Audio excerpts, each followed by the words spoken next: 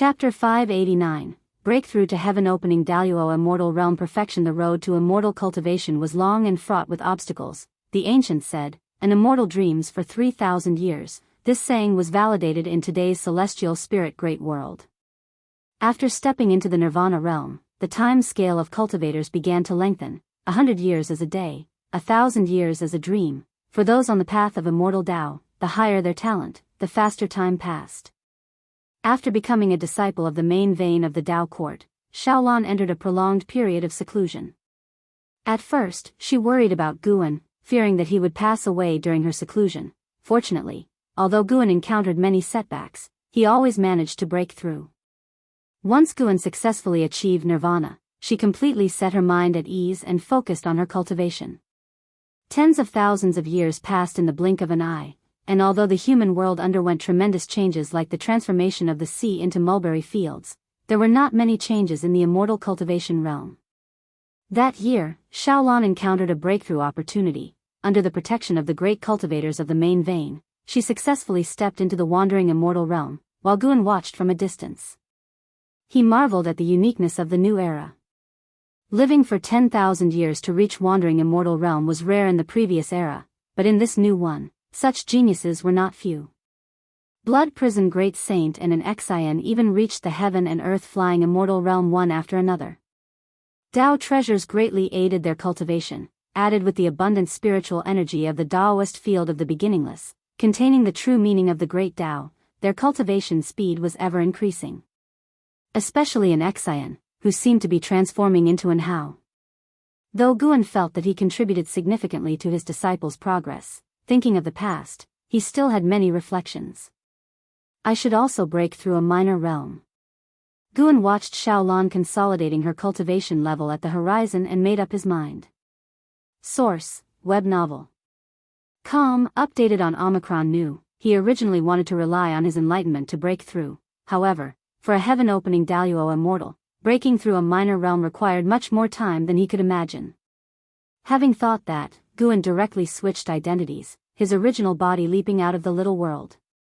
Among the cultivators protecting Xiaolan, the strongest had reached the Tao Void Profound Immortal Realm. This person did not detect any abnormalities and remained focused on Xiaolan. Guan's original body arrived at a forest in the human world, where he directly performed a lifespan breakthrough. 9 options appeared before him again. Most of the locations were ones he recognized. Guan's gaze fell on Desperate Celestial Tomb. The sins within the Desperate Celestial Tomb had a mysterious cause and effect with him. He originally thought he could learn about it through lifespan reincarnation, but he did not. Let's take another look. Now that his realm was higher, maybe he could understand. Guan immediately chose to teleport to the Desperate Celestial Tomb, consuming 100 billion years of lifespan in the process. After a while, Guan opened his eyes and immediately activated the lifespan barrier. What entered his sight was the desolate scene of the Desperate Celestial Tomb, with colossal and ruined structures stretching all the way to the ends of heaven and earth. The grand palace where the sin resided was far from him, but he could easily see the situation of that palace. The immense door, still slightly ajar, stretched as dark as if leading to the gates of hell. Guan didn't keep staring at that palace. He pulled up the attribute panel. The novel Fire. Net ** website on Google to access chapters of novels early and in the highest quality. Name: Guan. Lifespan: 34, 362/487, 609, 219, 005. Physique: primordial reincarnation, undying body. Cultivation level: late stage of heaven opening Daluo immortal realm. He directly invested lifespan into his cultivation level, in increments of 100 billion years each time. Prompt after prompt appeared. With 480 billion years of lifespan at his disposal, Guan barely heeded the failure notifications. Eventually, after spending 110 billion years of lifespan, he successfully reached the perfection of heaven-opening Daluo immortal realm. Next would be observing the consumption of the lifespan barrier. Vast spiritual energy surged from the ground. Almost instantly, Guan was enveloped by golden illumination of the great Tao. The Tao spiritual energy of the entire Desperate Celestial Tomb showed anomalies, and even the Tao rules trembled. Now that he was a heaven-opening Daluo immortal, the disturbances he caused far exceeded those of before, and more ancient buildings began to tremble, the ground heaved with sand, moving as if it had sentience, appearing like a yellow cloth rising. Since it was a breakthrough in a minor realm, Guin didn't need to be completely focused on the breakthrough. He divided his attention towards the grand palace where the sin resided. Time ticked by. In half an hour, Guin would succeed in his breakthrough, yet halfway through, the sin still did not appear. Could something have gone wrong? Guin thought silently. Even when he succeeded in his breakthrough, the sin never emerged from that grand palace. The lifespan barrier consumed nearly 500 billion years of lifespan, which stung quite a bit for Guin.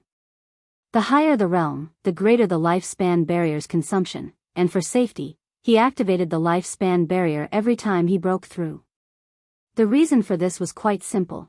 Guin enjoyed observing others, and he spied on existences of lower realms without being detected, so naturally, there must be existences stronger than him who also enjoyed spying on those weaker than themselves. The purpose of the lifespan barrier was to prevent him from being observed while gaining strength. This was crucial. Guin could reach this point today. Those enemies he had defeated found it incredible, and the lifespan barrier played a critical role in this. Guin felt disappointed that he hadn't seen Zoe. Although the desperate celestial tomb was constantly showing signs of disturbance, there seemed to be no signs of living beings, not even ghosts or evil spirits. Once Guin's cultivation level had stabilized, he stood up. Before leaving, he covered the entire desperate celestial tomb with his divine sense. Since it was a tomb, something must have been buried here. The grand palace where Zoe resided wasn't the most mysterious. At the center of the world, Guin spotted a deep hole over 1,000 miles in diameter, bottomless and swirling with a special Tao spiritual qi. This was the first time Guin, who had begun to understand different Tao, had encountered such Tao spiritual qi. It was eerie, ominous, and sent shivers down one's spine. Even Guin, who had reached the perfection of the heaven-opening Daluo immortal realm, had an intuition not to come into contact with this Tao. He was about to teleport back when he suddenly sensed movement. Something in the deep hole was rushing towards the surface. As it ascended, the invisible and intangible Tao spiritual qi surged like erupting core fire, unstoppable. The ground began to tremble violently. Guin wasn't panicking. He stood within the lifespan barrier, hidden from detection, but he still prepared to teleport away immediately if needed. With a bang, sand flew upwards from the ground violently, the clouds at the horizon dispersed, and an object burst out of the deep hole, aiming to break through the sky. However, when it reached a certain height, it was stopped by an invisible barrier. Narrowing his eyes, Guin saw that it was a forefinger, dark red throughout, with a tip sharp as a knife, 1,000 feet long, emanating a terrifying aura. The might displayed by this forefinger was not inferior to the early stage of the Tai Ching Golden Immortal Realm, but the Tao spiritual qi surrounding it was even more dreadful. After being halted, the forefinger fell down, eventually crashing into a ruined temple and raising a cloud of dust tens of thousands of feet high. Guin used the lifespan detection on this finger, but found nothing, indicating that it wasn't a living being. He turned his head in another direction. A faint aura emitted from the grand palace where Zoe resided. Soon, a figure peeked through the door crack. Zoe. He still appeared to be just over 10 years old, unchanged from the last time Guin had seen him. Zoe, Nirvana Realm 0/9999/9999. His age was still 0, his lifespan and maximum lifespan unchanged. Guin grew more curious. What exactly was this state? Under his gaze, Zoe took a deep breath, as if bracing himself, and then ran towards the direction where the 1,000-foot forefinger had fallen. The little guy was fast, covering 100 miles in one step, as if blinking across space. Before long, he reached near the 1,000-foot forefinger, slowed his steps, and cautiously approached. When he stood before the 1,000-foot forefinger, it was as if facing a giant mountain. He reached out to touch the 1,000-foot forefinger. Guin frowned and subconsciously looked down at his own right forefinger. He actually felt his forefinger being touched. With his high cultivation level, he couldn't be mistaken. Could this 1,000-foot forefinger be his own? As Zoe touched the 1,000-foot forefinger, his eyes welled up, and he murmured something in a language not of the celestial spirit great world. As his tears fell on the 1,000-foot forefinger, the bizarre Tao spiritual chi on the finger surged towards him, seemingly wishing to transform him into another kind of creature. Guan's eyebrows furrowed. He felt a strong sense of cause and effect. That was not his finger. It belonged to an old acquaintance, not from his past life but from his reincarnation body. It was Fairy Yao Xian, who he had met in his previous lifespan reincarnation. Fairy Yao Xian, in her attempt to save his reincarnation body, the Emperor of Eternal Life, had fallen into the Tao, condemned to eternal oblivion, her cause, an effect hard to trace. If it weren't for the Emperor of Eternal Life using the power of the great cause and effect steel, it would have been impossible to capture even a sliver of Fairy Yao Xian's cause and effect. Through Shenzhen, the Emperor of Eternal Life sent Fairy Yao Xian's cause and effect to Guan, the real persona, which established a causal relationship between Fairy Yao Xian and Guan. This process, too complex to be captured by the naked eye, was nonetheless real. As the relationship between Guan and Shenzhen deepened, his sense of cause and effect connected to Fairy Yao Xian also strengthened. He became increasingly certain that the 1,000-foot forefinger was indeed Fairy Yao Xian's. If so, what was the relationship between Zoe and Fairy Yao Xian? Could it be? If you find any errors, ads pop up, ads redirect, broken links, non-standard content, etc., please let us know each report so we can fix it as soon as possible. Chapter 590 The origin of the White Spirit Sword. Guan recalled the life of the Emperor of Eternal Life, and indeed, he had a relationship with Fairy Yao Xian. With their cultivation levels, whether they conceived a child depended on their will. He felt that the child was likely the Emperor of Eternal Lives, and that was why he felt some sort of cause and effect relationship with the child. As his cultivation level broke through, this feeling grew even stronger. He continued to watch the child, whose hands were pressed against the 1,000 index finger, weeping softly. The child didn't seem to feel some force entering his body, he was only indulging in venting his emotions. Guan was curious in his heart whether a lifespan breakthrough could teleport someone out. Just as this thought arose, he received an answer.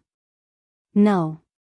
This answer inexplicably appeared in his mind, probably a response from the lifespan breakthrough. With the answer, he dared not act rashly. The desperate celestial tomb was not simple, this place was like a sealed land, unable to be exited directly. As time passed, the child stopped crying. He leaned against the finger wall, slowly closed his eyes, and seemed to fall into a deep sleep. Guan began to deduce the child's destiny, but just as before, he couldn't calculate anything. He again looked toward the 1,000 index finger and continued to deduce. Source, web novel. Updated on N0 New. Guan suddenly made a sound of surprise, and his expression turned grave. This 1,000 index finger would later break out of the desperate celestial tomb and descend onto the great thousand world. It would bring a great catastrophe to all heavens and myriad realms. Guan saw countless beings fall into evil, and he saw a dark force swallowing up pieces of the great thousand world. He stopped deducing, his brow deeply furrowed. This index finger belonged to Fairy Yao Xian. Relying on it, Guan might be able to find Fairy Yao Xian in the future. But it would bring irreparable disaster to countless beings, meaning Guan could not take it out. After much thought, Guan decided to leave the 1,000 index finger and the child be for the time being. To prevent himself from wavering, Guan chose to teleport back. This teleportation used another 10 billion years of his lifespan. Now, however, he had reached the perfection of the heaven-opening Daluo immortal realm, and just crossing a minor realm had greatly advanced his strength. When he returned to the celestial spirit great world and opened his eyes, the environment around him hadn't changed, but he felt that the celestial spirit great world had weakened. It was so fragile that a single thought from him could shatter this part of the great thousand world. He walked in a direction, ready to enjoy nature and wait for Xiaolan to fully stabilize her cultivation level before returning. The path of cultivation was like a river, with countless cultivators sailing on it.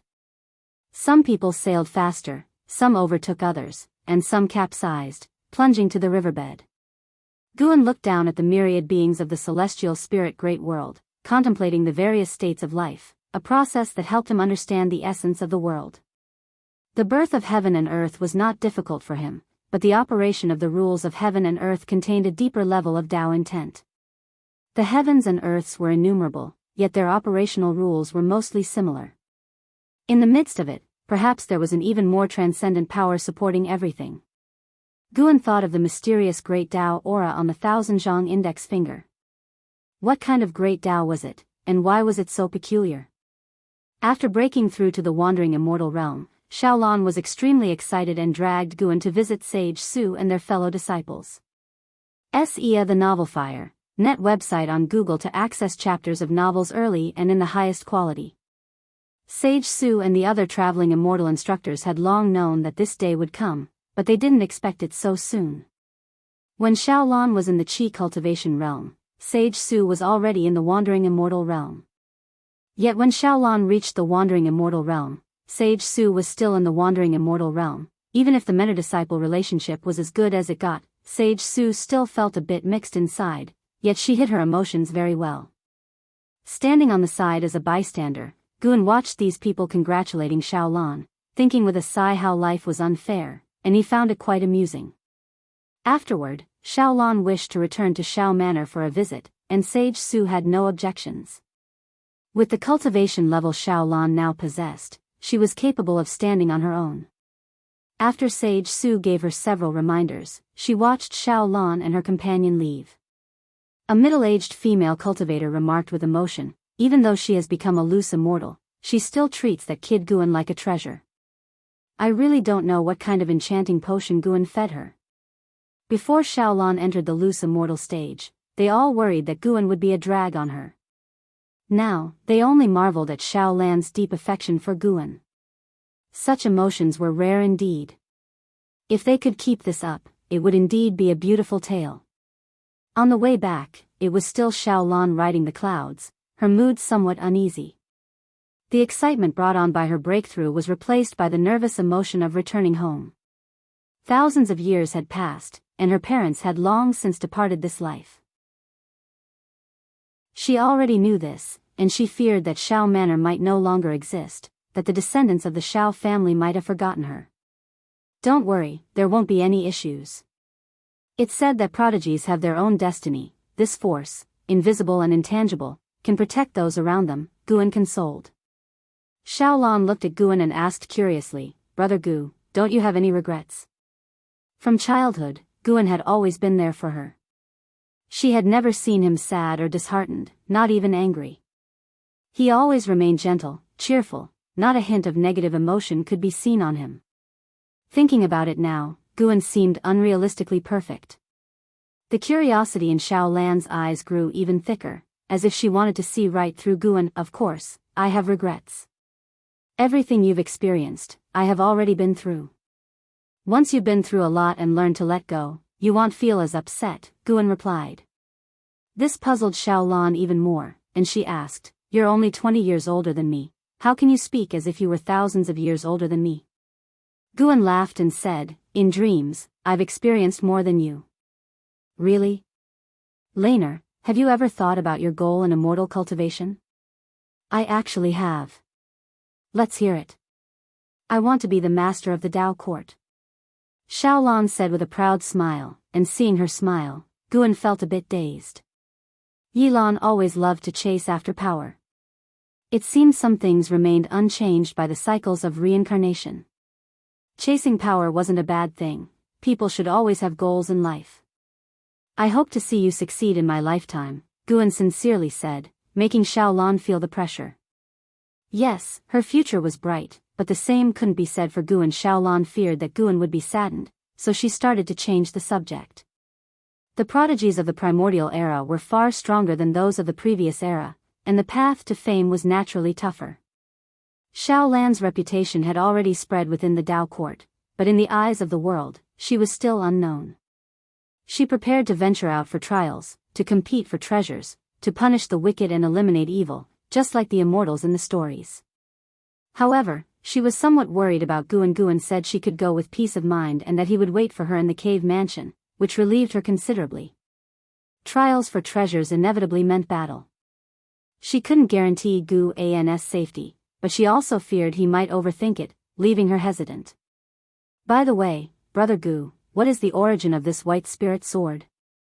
Xiaolan asked out of curiosity. She had already discovered there was something unique about the white spirit sword.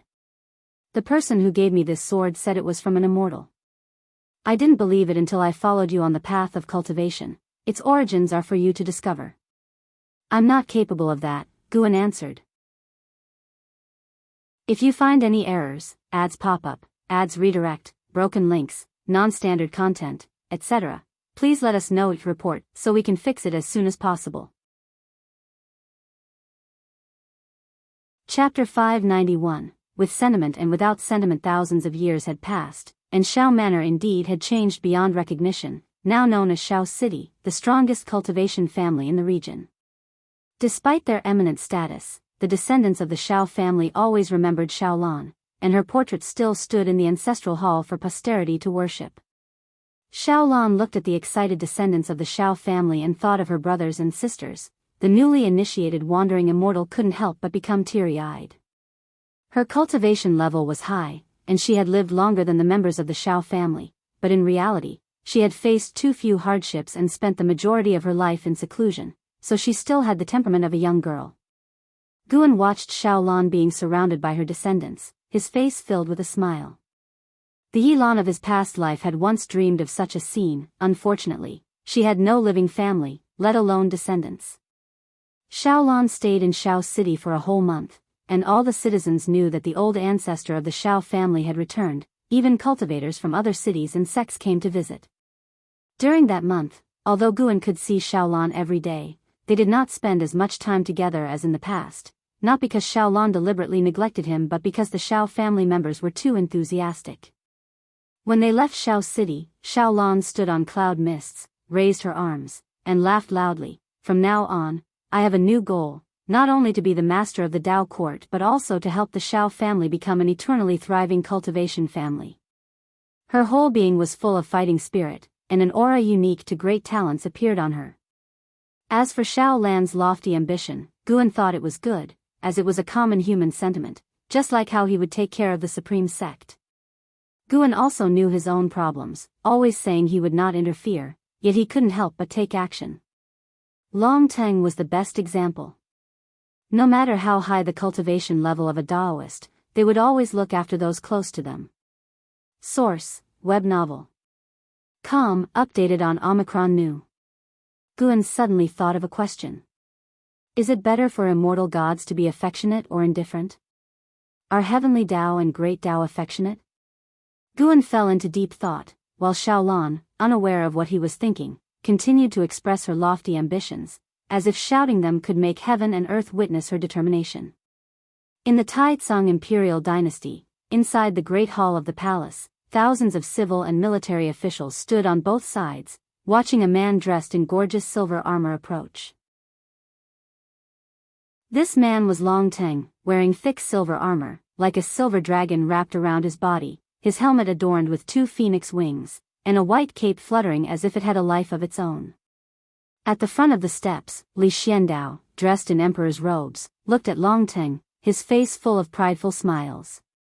Yang Jian also stood in the hall, dressed in official robes, not like a military leader, and he sized up Long Teng, nodding slightly. Li Yu, who had accompanied Long Teng to the Dao court previously, was also present, his expression excited, even waving to Long Teng. Long Teng remained calm, walked up to the steps, knelt down, and raised his hand to salute Li Xiandao. Li Xiandao smiled and said, "Rise, your battle achievements have satisfied me." Seeing Long Teng stand up, an elderly official took out a scroll and began to read. Admiral Long Teng, who swept through the drowning sea demon domain, beheaded the dark demon emperor, shook the 7 seas, enhanced the holy might of Taizong, is hereby bestowed the title of Admiral of Celestial Praise, ranked 1st grade, to enjoy Taizong's destiny forever, and his divine statue to be listed in the Divine General's mansion. His voice was full of vigor, echoing in the great hall, stirring discussions among the officials. Many were incredulous. They knew the emperor would reward Long Teng generously, but no one expected such treatment for Long Teng.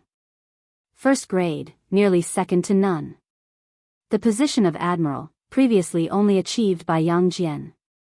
Li Xiandao was very pleased with the official's amazement. He aimed to elevate Long Ting to the pinnacle, letting everyone in the world know Long Ting's name. Regardless of jealousy or disdain, Long Ting was destined to soar. Li Xiandao raised his right hand, and a golden order shaped like a sword descended from the heavens, landing in front of Long Ting. From now on, you may use this order to command any troops, viewing this order as seeing me personally, and may execute first and report afterwards. Li Zuando's voice echoed like a thunderclap, causing an uproar in the great hall, and even Yang Jian was taken by surprise. Li Yu was stunned, having not expected the emperor to go to such lengths. However, upon considering the relationship between Long Ting and Guan, he found it reasonable. Although the Taizong imperial dynasty was strong, it was far from contending for supremacy over the world, and only with the support of supporting Dao Sword Venerable could there be hope. Thank you, Your Majesty. Long Ting received the order unflinchingly, his words resounding firmly. As he accepted the order, the courtiers all felt that a great change was about to come to the Taizong imperial dynasty, as not only had the emperor favored Long Ting over the years but had also promoted other members of the Long family.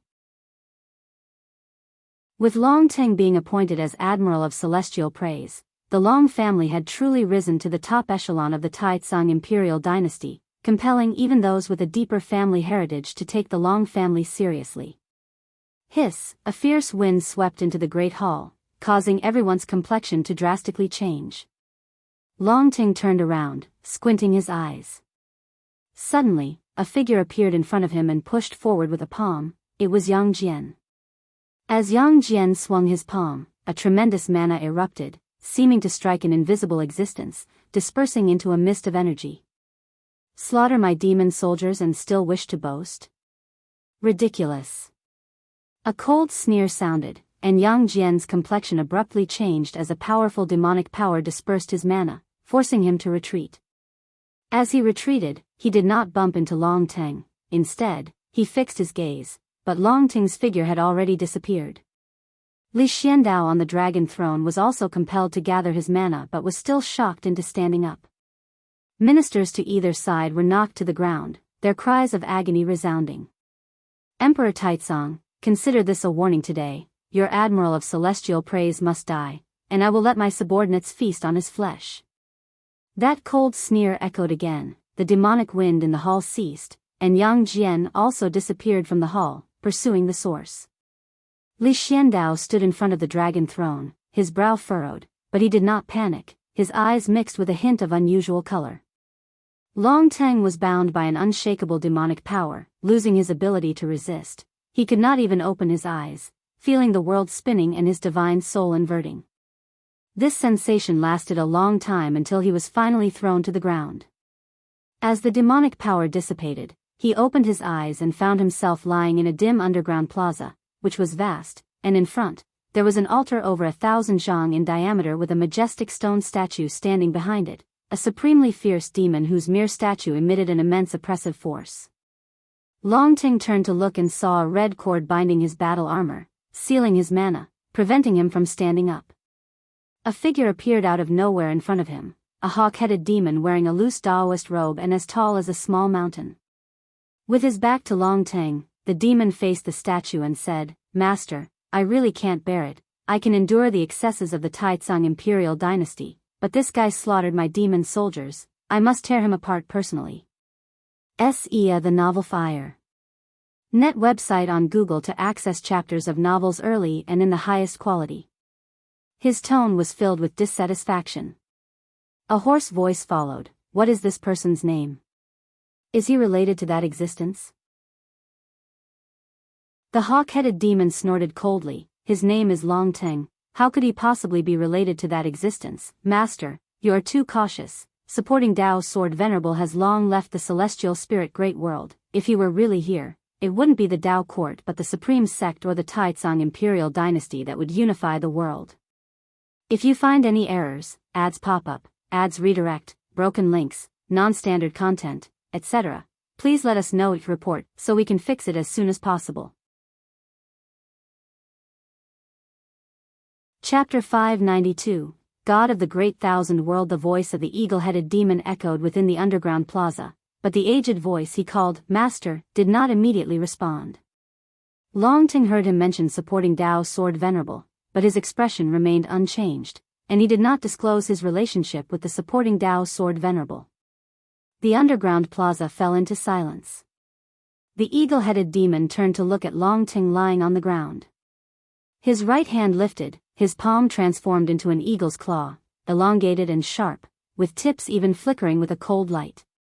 He looked down at Long Ting with a cold smile on his face, unable to hide the murderous intent in his eyes.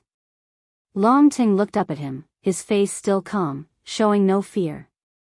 Seeing Long Ting's composure, the eagle-headed demon's anger flared, his face became ferocious as he raised his claw towards Long Ting. Wait! The ancient voice suddenly rang out, the fierce demon stone statue exuding tendrils of demon chi, quickly coalescing into a transformed demon. This was an old man, dressed in a black robe made of animal skin, flying in the air like a ghost. His white hair casually draped, covering most of his face, his gaze fixed on Long Ting with furrowed brows. He is called Long Ting. What is his relationship with Long Qing, the sect leader of the supreme sect? The old man asked. He was unable to foresee the cause and effect involving Long Ting, which made him uneasy and filled with a strong sense of dread. Sar the novel, F. Iyer. Et website on Google to access chapters of novels early and in the highest quality. He felt a disaster was imminent. The eagle-headed demon turned to look at his master, frowning. Even if he is related to the sect leader of the supreme sect, so what? When the outer heaven power attacked before, the supporting Dao sword venerable did not appear, and over these years, descendants of the Long family have been harmed without all their adversaries being destroyed. He knew the identity of the sect leader of the supreme sect, a disciple of the supporting Dao sword venerable. But the disciples of supporting Dao sword venerable were not limited to one, Yang Jian included. When Yang Jian assisted the Tai Tsang imperial dynasty in its conquests, he too had been captured by great powers, surviving countless life and death ordeals, never witnessing supporting Dao's sword venerable in action. There were still enemies of Yang Jian roaming free, which was why the eagle-headed demon felt his master was too cautious. He even thought that his master was terrified by the supporting Dao's sword venerable, lacking the spirit of a free immortal. The black-robed demon flickered, appearing before Long Ting, the eagle-headed demon turning as well. What is your relationship with the supreme sect's Long family? The black-robed demon sternly asked Long Ting. Long Ting snorted, kill or shred, I will heed your decision. He could tell this demon was deeply wary of the supporting Dao sword venerable, and he did not want to disgrace his ancestors. His attitude made the black-robed demon even more nervous, completely a stance full of confidence. The eagle-headed demon frowned. Master, let me kill him. The black-robed demon turned to look at him, his eyes fierce, deep voice declaring, if you dared, you would have killed him already, why bring him before me? Isn't it because you're also uncertain and want your master to take the pressure off you? The eagle-headed demon's eyes widened, wanting to retort, but facing his master's gaze, he held back. Indeed, as his master said, although he was angry, deep down he did not scorn as he claimed verbally. If he truly feared no retribution from the supporting Dao sword venerable's legendary influence, he wouldn't have just watched Long Ting slaughter demon soldiers. The more he thought about it afterward, the angrier he got, so he couldn't help but go to the Tai Tsang imperial dynasty when he heard Long Ting was being enthroned, and he blew up in rage, thus capturing Long Ting. He was a divine thought true immortal, before whom Long Ting had no power to resist. Moreover, you've underestimated the Tai Tsang imperial dynasty. Someone has already caught up, the black-robed demon coldly remarked, his tone icy. The eagle-headed demon's face turned gloomy. The black-robed demon looked back at Long Ting, and for some reason, seeing Long Ting's calm face made him increasingly anxious. He also started to get angry. Idiot! How could you cause such a huge disaster? In today's world, a great era of strife with treasures emerging endlessly, he too needed demons to help him, which is why he supported this disciple. Now, he regretted it. The black-robed demon took a deep breath and said, send him back. He must not be harmed at all. What? The eagle-headed demon's face changed drastically, its eyes filled with disbelief and anger as it looked at its master. The black-robed old demon suddenly erupted with an overwhelming aura, causing the eagle-headed demon to stagger back. Either send it back, or our master-disciple relationship is over. I shall leave now, the black-robed old demon stated irrefutably. Upon hearing this, the eagle-headed demon panicked. Long Teng watched the feud between the master and disciple, finding it noisy. Two useless creatures. Long Teng wasn't panicking after being captured, not because he had something to rely on, but because he wanted to die, to plunge into reincarnation. He no longer paid attention to the two demons, instead closing his eyes and contemplating the celestial dragon reincarnation technique. Guan just glanced at Long Teng's plight without paying much heed. Such occurrences weren't rare in the celestial spirit great world where many of his old acquaintances had encountered similar situations. Once it was understood that they were connected to Guan, their enemies often hesitated and even started infighting. Guan was reading in the courtyard, still absorbed in the Cyan Hero Travelogue. The profound celestial intent, now a wandering immortal, traveled more and more, writing a book for every location he visited. Some stories were fabricated, while others were true. Guan greatly admired that the profound celestial intent never forgot his roots. No matter how high his realm, he still wrote stories from the past without any pretense. The profound celestial intent didn't write Cyan Hero Travelogue to please Guan. They hadn't seen each other for many years, and his writing was more for himself.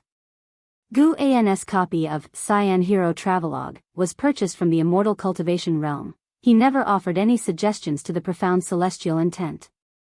An Xian appeared out of thin air beside him and said, "Master, the Qinkuan sect is planning to fight for an innate spiritual tree. Yi Qingshan asked me to lend a hand. He said we could plant the tree near our dojo." Guan replied casually, "If you want to get involved, then do it." He wasn't very strict with an Xian. Over the years, she had helped the Qinkuan sect numerous times and was already well known. Of course, the reason Guan tacitly approved of Nzin's involvement was that the Qinkuan sect followed a righteous path. Unlike other sects that merely struggled for benefits, the Qinkuan sect prioritized life, and if any creatures were threatened, they would intervene, prioritizing the preservation of life in any task. Acting chivalrously was a principle for disciples of the Qinkuan sect. Nowadays, many joined the Qinkuan sect to become cultivating immortal heroes, not merely for longevity. I'll go then. I've recently discussed with the Ghost Mother about improving the woodlands outside our dojo to try and cultivate more medicinal herbs. Ideally, I want the outside world to become a holy land of the human world, an Xian said softly with a laugh. She was now in the heaven and earth flying immortal realm, holding the Tao treasure, the six paths mirror, capable of contending against all beings in the 9 heavens of the immortal path. Guan nodded slightly, his attention still on the book. An Xian glanced at the book cover and thought to herself, the same book again, how can he never tire of it? She bowed to Guan, then exchanged a few words with Shenzhen in front of the artifact refining cauldron, before she left. As evening approached, Guan put down the Cyan Hero Travelogue, stood up and began to stretch his limbs. He looked at Shenzhen and asked, "Fancy going out for a bit?" Shenzhen turned and looked at him, puzzled. "Then who will watch the artifact refining cauldron?" "Actually, it doesn't need constant monitoring. Even without anyone, the Tao treasure can successfully form," Guan answered. Shenzhen's eyes widened, she almost cursed. Biting back her anger, she asked, "So, where do you want to take me?" Guan replied, "To meet the gods of the great thousand world." Gods? Shenzhen's anger faded, replaced by curiosity. Source: Webn 0 vel. Com, updated on Nav 0. Co. If you find any errors, ads pop up, ads redirect, broken links, non-standard content, etc., please let us know to report so we can fix it as soon as possible. Chapter 593, The Mischievous Fate Under the Night Sky, by the mountainside where the firelight flickered, by Sheng, the reincarnation of the celestial spirit god, sat cross-legged before the fire, cultivating energy to heal his wounds. He didn't notice someone watching him from the mountaintop nearby. Is he the celestial god from the great thousand world? Shenzhen looked down at Bai Sheng, asking with a face full of curiosity. To her, Bai Sheng appeared quite ordinary, hardly resembling a celestial god. Although Bai Sheng had undergone nirvana, he remained an insignificant figure in the world and was now facing the greatest ordeal of his life. The most important person to him had been captured by a peerless demon and was to become the demon consort. The news had spread across the demon lands, and demon kings from all quarters were preparing to offer their congratulations. If he wished to rescue his beloved, he would be up against the entire demon race of the demon lands. His pressure was immense, and without any other option, he had to cultivate alone in the desolate mountains and wilderness. Guan, feeling Bai Sheng's inner turmoil, replied, "He is a reincarnated celestial god. Don't be fooled by his weakness, his soul is the strongest existence in the world." Shenzhen wanted to ask how he compared to you, but she felt the question was unnecessary. "He seems very troubled," Shenzhen said softly, staring at Bai Sheng. Guan glanced at her and inwardly nodded in approval. Her cultivation level might not be strong, but her perception power was growing as she gained enlightenment. In terms of perceiving the great Tao, Shenzhen was certainly the strongest among the dojo's disciples, following a highly unconventional path in her cultivation. Guan briefly narrated the story of Bai Sheng and Su Jin and the predicament he was currently facing. Su Jin had been captured by a demon of the divine thought true immortal realm, the most powerful being in the land. Had it not been for Su Jin's pleas, Bai Sheng would have already been killed by that demon. During the years of cultivating together, this man and demon had already become soulmates, and Su Jin had saved Bai Sheng countless times. He couldn't imagine how he would live without Su Jin in the future. Especially thinking about the suffering Su Jin might endure, his heart was in agony. After hearing this, Shenzhen showed an interested expression. She was no ordinary woman and wasn't moved to tears by the tale of Bai Sheng and Su Jin. She was pondering another question. Why could Su Jin bridge the gap of reincarnation and find the reincarnated celestial god?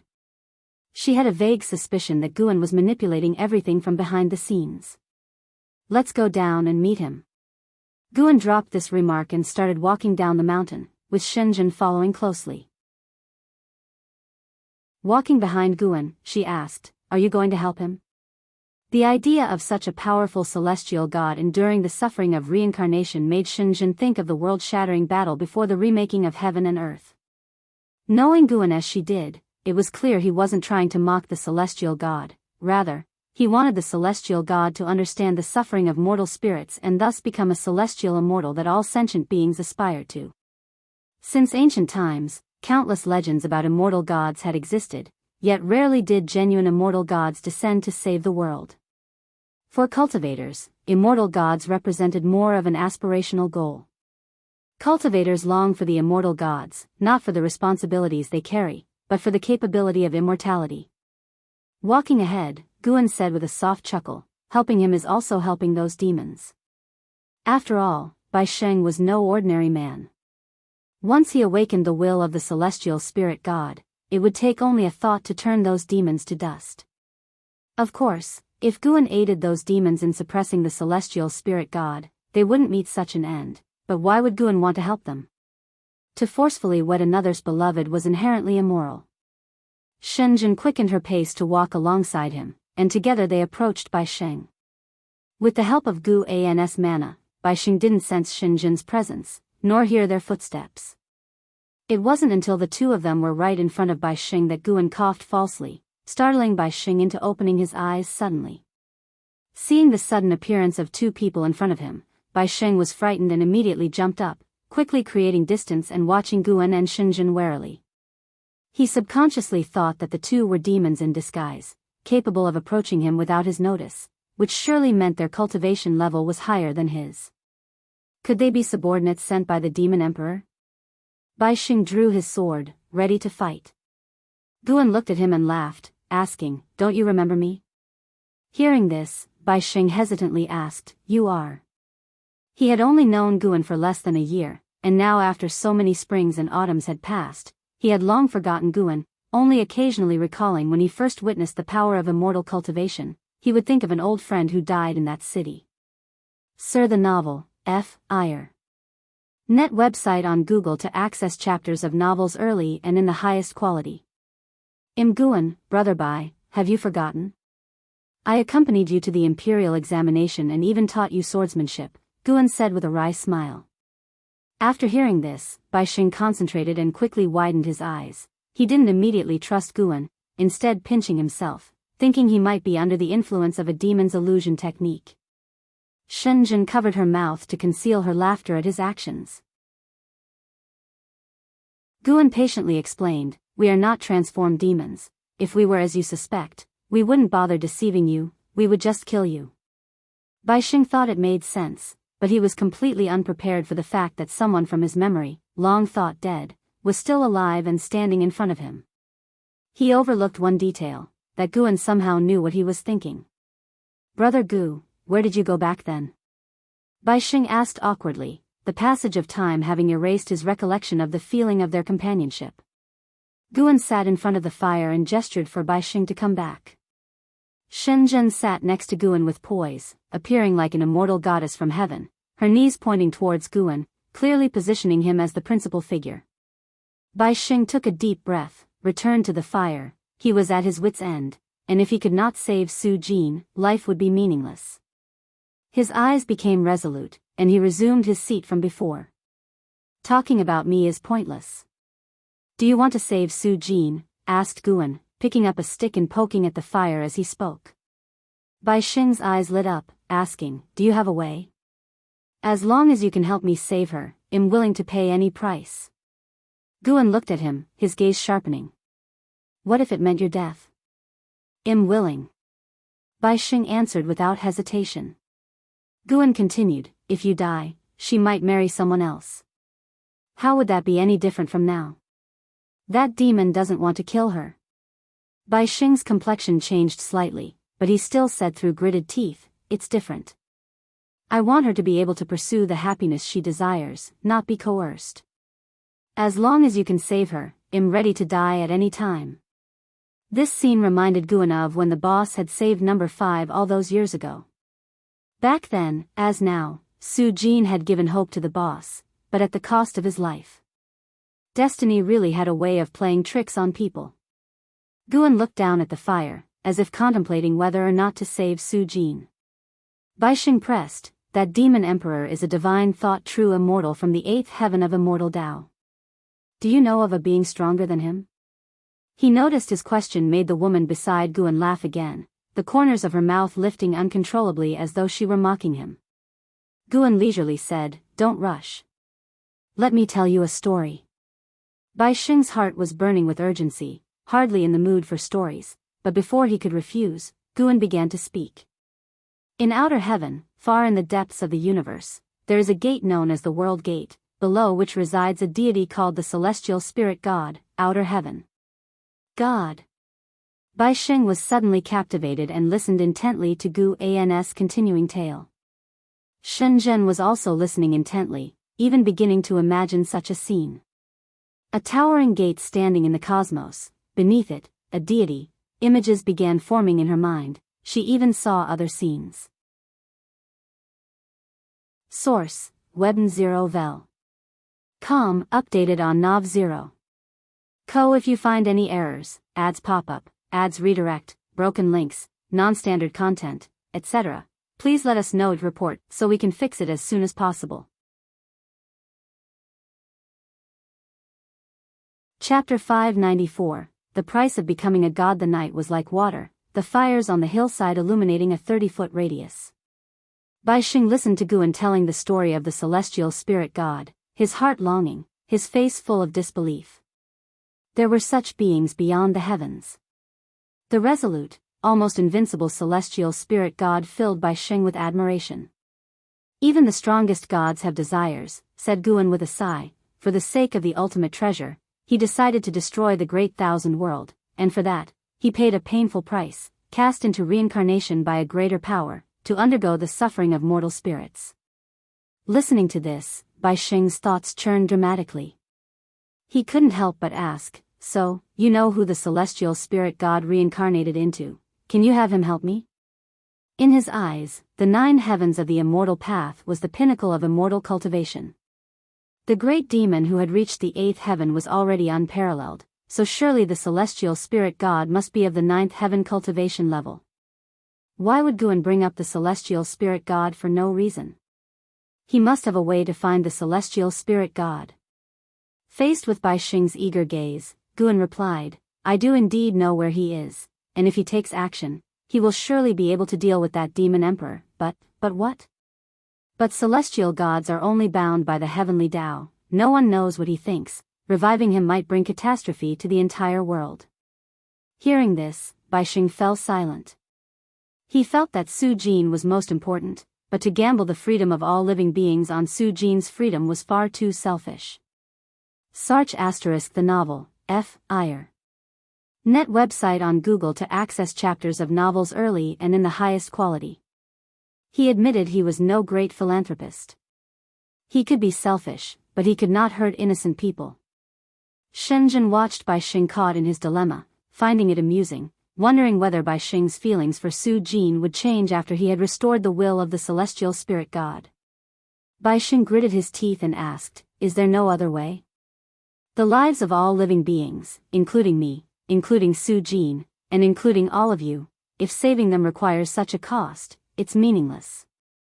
Guan said with profound meaning, Of course there is, and that is for you to convince the celestial spirit god to change his views, to become the god that all living beings want.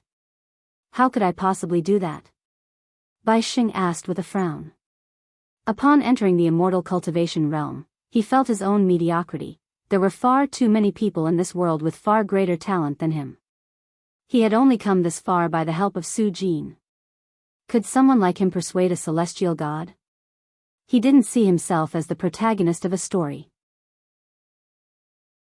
He looked at Guan, anxiously awaiting an answer, but Guan didn't respond, just staring at him with a smile that wasn't quite a smile, which confused him even more. Suddenly, Bai Xing had a thought, his face turned pale, and his eyes widened, his body began to tremble. Could I be the reincarnation of the celestial spirit god? Bai Xing struggled with the turmoil in his heart and asked cautiously. Guan met his gaze and said, If you become him, Su Jin will not be as important in your heart, but your will could make him help you save Su Jin. At those words, Bai Xing's face darkened. Don't worry, you still have time to choose. The long night stretches before us, why not think about this life? As Guan spoke, he raised his hand, and a plump chicken, plucked clean of feathers, appeared in his hand, and he began to roast the chicken. Shenzhen added from the side, Sprinkle on more cumin. This was the first complete sentence she had said in front of Bai Xing. Bai Xing looked at the plump chicken in Guan's hands, his thoughts drifting off to a time long ago. Deep within a tranquil palace, Su Jin sat in front of a large bronze mirror, looking at her own beautiful reflection with hollow eyes. She began to feel weary. In pursuit of Bai Xing, it took her 10,000 years, helping Bai Xing with his immortal cultivation, it took her another 10,000 years. Alas, there were always endless troubles in the world, standing in their way. She even wondered, would Bai Xing have lived a better life without her? She had come to understand that in life, suffering is inevitable, no one is forever happy and content. Instead of being perpetually dissatisfied, it's better to think about the times once had. Su Jin began to reminisce about the moments she and Bai Xing carefreely spent in the human world, her face revealing a sweet smile. Just then, a graceful figure emerged from the darkness behind her, a female demon in a purple dress, with a slender figure and delicate features, tiny purple scales adorned her cheeks. She approached Su Jin from behind and bowed gently. My lady, it's said that the Demon Emperor has invited the Demon Emperor from the human world as a guest. This grand marriage is no small matter, it will be a moment for the Demon Emperor to demonstrate his influence to the entire demon race, and your fame will spread throughout the world. The purple-dressed female demon spoke softly, her voice filled with admiration and longing. Su Jin replied calmly, it seems the Emperor has even bigger ambitions. Yes, there are countless demon emperors and demon kings in this world. The human race has the Tao court to unite all, but the demon race doesn't have an absolute ruler yet. The Emperor wants to become such an existence, continued the purple-dressed female. Su Jin remained silent, listening to her talk about the affairs of the demon race. She felt a pang of emotion inside. Indeed. The world was so vast, to have managed so many years of joy with Bai Sheng was already extraordinary. How many loving couples could stay together for so long? She knew Bai Sheng would come to rescue her again, but he wouldn't be able to take her away. The only way to save him was to let go of their love. Su Jin's gaze gradually became cold. She was burying her love deep within her heart. By the way, my lady, a celestial has recently appeared in the city. He claims to be a servant of the heavenly Tao, serving the true celestial gods. He says an celestial god will be born within our demon city. The emperor values him highly, allowing him to wander the city freely. It's hard to tell if it's true or false, pondered the purple-dressed demon, chin in hand. Su Jin became interested and asked, a celestial? What's his name? He calls himself the Taoless Celestial. Taoless Celestial? Sounds quite rebellious. My lady, be careful not to speak carelessly, in case he hears you.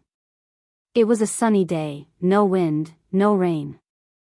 Guan, Shenzhen, and Bai Sheng stepped through the gates of the demon city, awestruck by the magnificent streets ahead of them. Shenzhen was utterly captivated. I never imagined the land of the demon race could be so thriving, and there are also many cultivators coming and going, mused Shenzhen. The demons here were great demons capable of transformation. At first glance, the city seemed like one of the human race, but a closer look revealed many still had characteristics of their original demon forms. The city was vast and limitless, with mountains and uneven terrain within, the streets noisy with clamor, and the skies crowded with various mounts and magical treasures flying past, dazzling onlookers. Bai Sheng had also come to this demon city for the first time. Just witnessing its prosperity made him feel immense pressure. Not to mention cultivation level, the fact that the demon emperor could create such a city was beyond comparison with him. At least the opponent could bring prosperity to a region, but what about him? Apart from the cheap love he felt for Su Jin, what meaning did his existence hold in this world? Guan looked at Bai Sheng and smiled.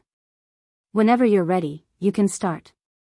Bai Sheng took a deep breath and said, I want to look around a bit more before making a decision.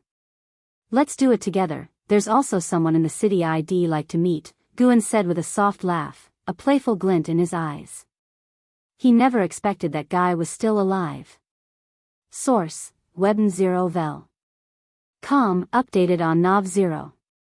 Co. If you find any errors, ads pop up, ads redirect, broken links, non-standard content, etc., please let us know to report so we can fix it as soon as possible.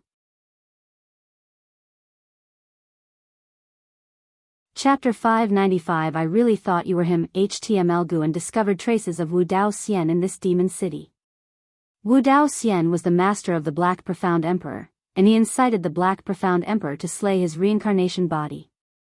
He, like the Black Profound Emperor, had died at the hands of the celestial spirit god, yet he had not truly fallen. Wu Dao Xian tutored the Black Profound Emperor in the Daoist unique venerate skill. This cultivation technique was extremely exquisite, and Guan had imparted it to Jiang Shi and Xingtian. With this skill, they were able to strive towards the golden immortal Dao fruit. It was worth mentioning that Zhu Shi also learned the Daoist unique venerate skill from the immortal seeker, suggesting that there was some connection between the immortal seeker and Wu Dao Xian.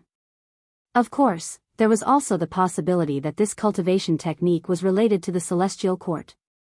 Currently, Zhu Shi was roaming other great thousand worlds, the immortal seeker was nowhere to be seen, and yet Wu Dao Xian surfaced first.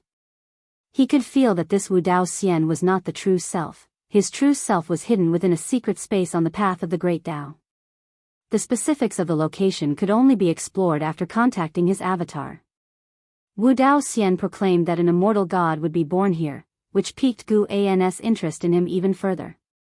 Could it be that he anticipated the revival of the celestial spirit god here? If that were the case, it would certainly be intriguing. Guan was not afraid of Wu Dao Xian causing trouble. Wu Dao Xian was not tolerated by the celestial court and had to hide everywhere, so it was unlikely he would collude with the celestial court. As for what sort of backing Wu Dao Xian had, Guan was also quite interested. Bai Sheng did not mind Gu An's proposal. He walked ahead first, indifferent to the person Guan wanted to meet, as his mind was solely on Su Jin. Shenzhen and Guan followed behind him.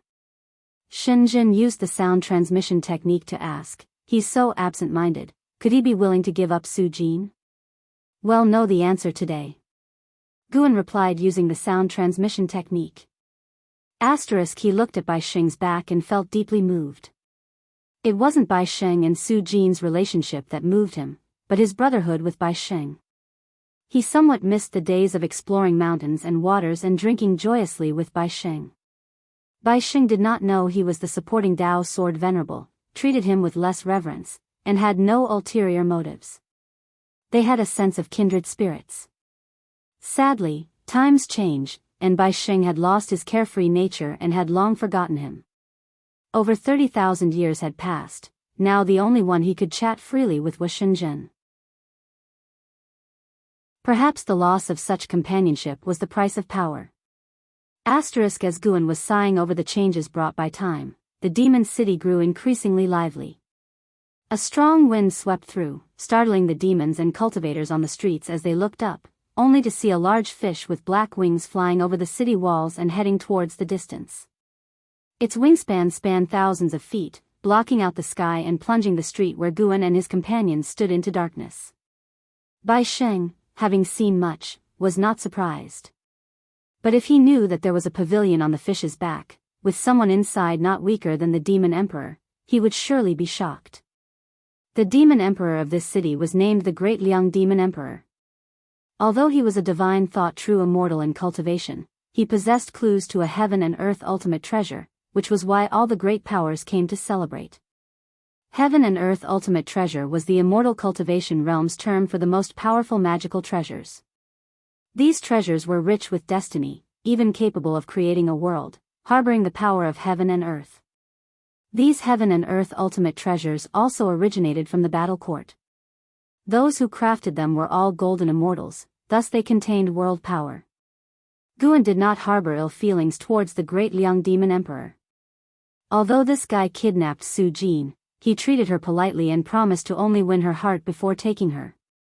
The reason for holding the grand wedding in advance was because that heaven and earth ultimate treasure was about to be born. It was worth noting that people from the Dao court also came to congratulate the Great Liang Demon Emperor. Different realms had different circles. The Great Liang Demon Emperor could at most invite those in the Zizai immortal realm. Such beings were rare great powers in the world and were considered ancient myths to mortal spirits. Bai Sheng, though wandering aimlessly, was being subtly guided towards Wu Dao Xian under the influence of Gu An's Dao intent. As time went by, more and more powerful beings arrived, with steeds even grander than the previous black-winged fish, bringing glory to the city's demons. They did not know just how strong those powers were, they only felt the commanding presence of the Great Liang Demon Emperor. An hour quickly passed. Unknowingly, Bai Sheng arrived in front of a giant stele, located at a crossroads on the street, towering 100 feet high and surrounded by hundreds of beings. Wu Dao Xian was also here. In this lifetime, Wu Dao Xian wore a blue Daoist robe, his hair completely white, and held a horsetail whisk in his hand, exuding an immortal-like aura. He held the whisk in one hand and stroked his beard with the other, seemingly deep in thought. Guan walked directly towards him, brushing past Bai Sheng. Following close behind, Shenzhen's steps made Bai Sheng subconsciously follow suit. This stele seems to contain some profound meaning. Guan approached Wu Dao Xian and spoke softly. Wu Dao Xian glanced at him, initially dismissive, but upon seeing him, Wu Dao Xian's expression suddenly changed. Sar the Oval Fire. Net website on Google to access chapters of novels early and in the highest quality. Wu Dao Xian scrutinized Guan, asking, "What? Did you see something?" To him, Guan appeared to be merely a celestial and earthly immortal, but Gu An's features seemed familiar. Why did he resemble that rebellious disciple of mine from before? Guan looked at Shenzhen and asked with a smile, "Did you see anything?"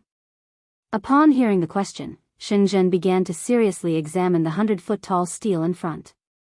Wu Dao Xian kept his gaze on Guan, his eyes sharp, seemingly wanting to see through him.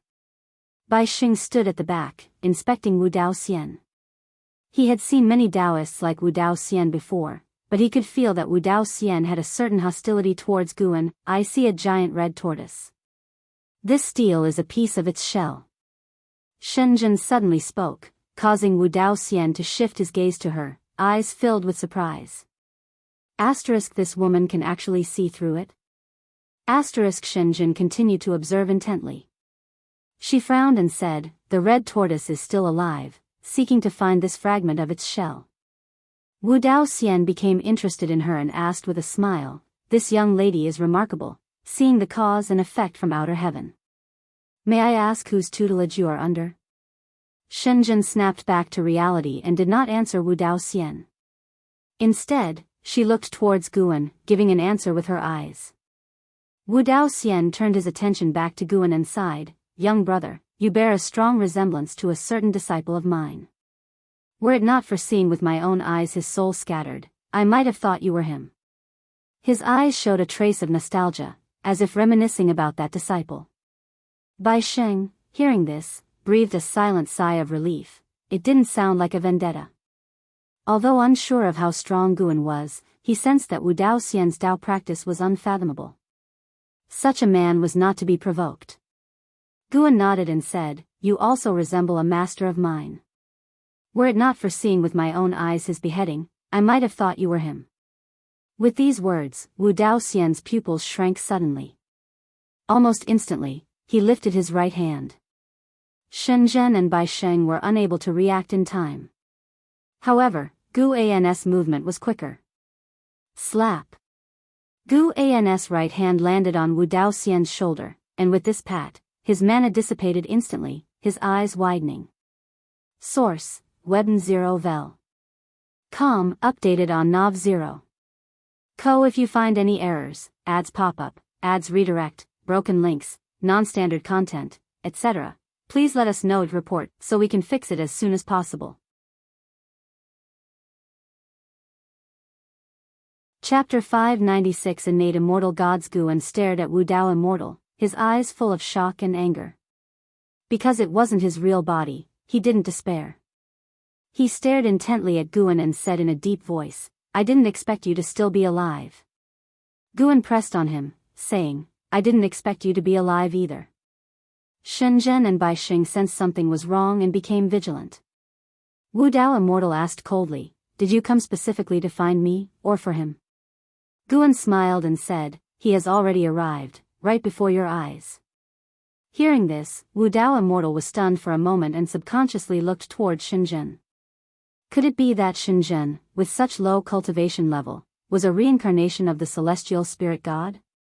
Although Shenzhen was female, Wu Dao Immortal, who had seen and known much, found the notion of a man reincarnating as a woman not strange at all.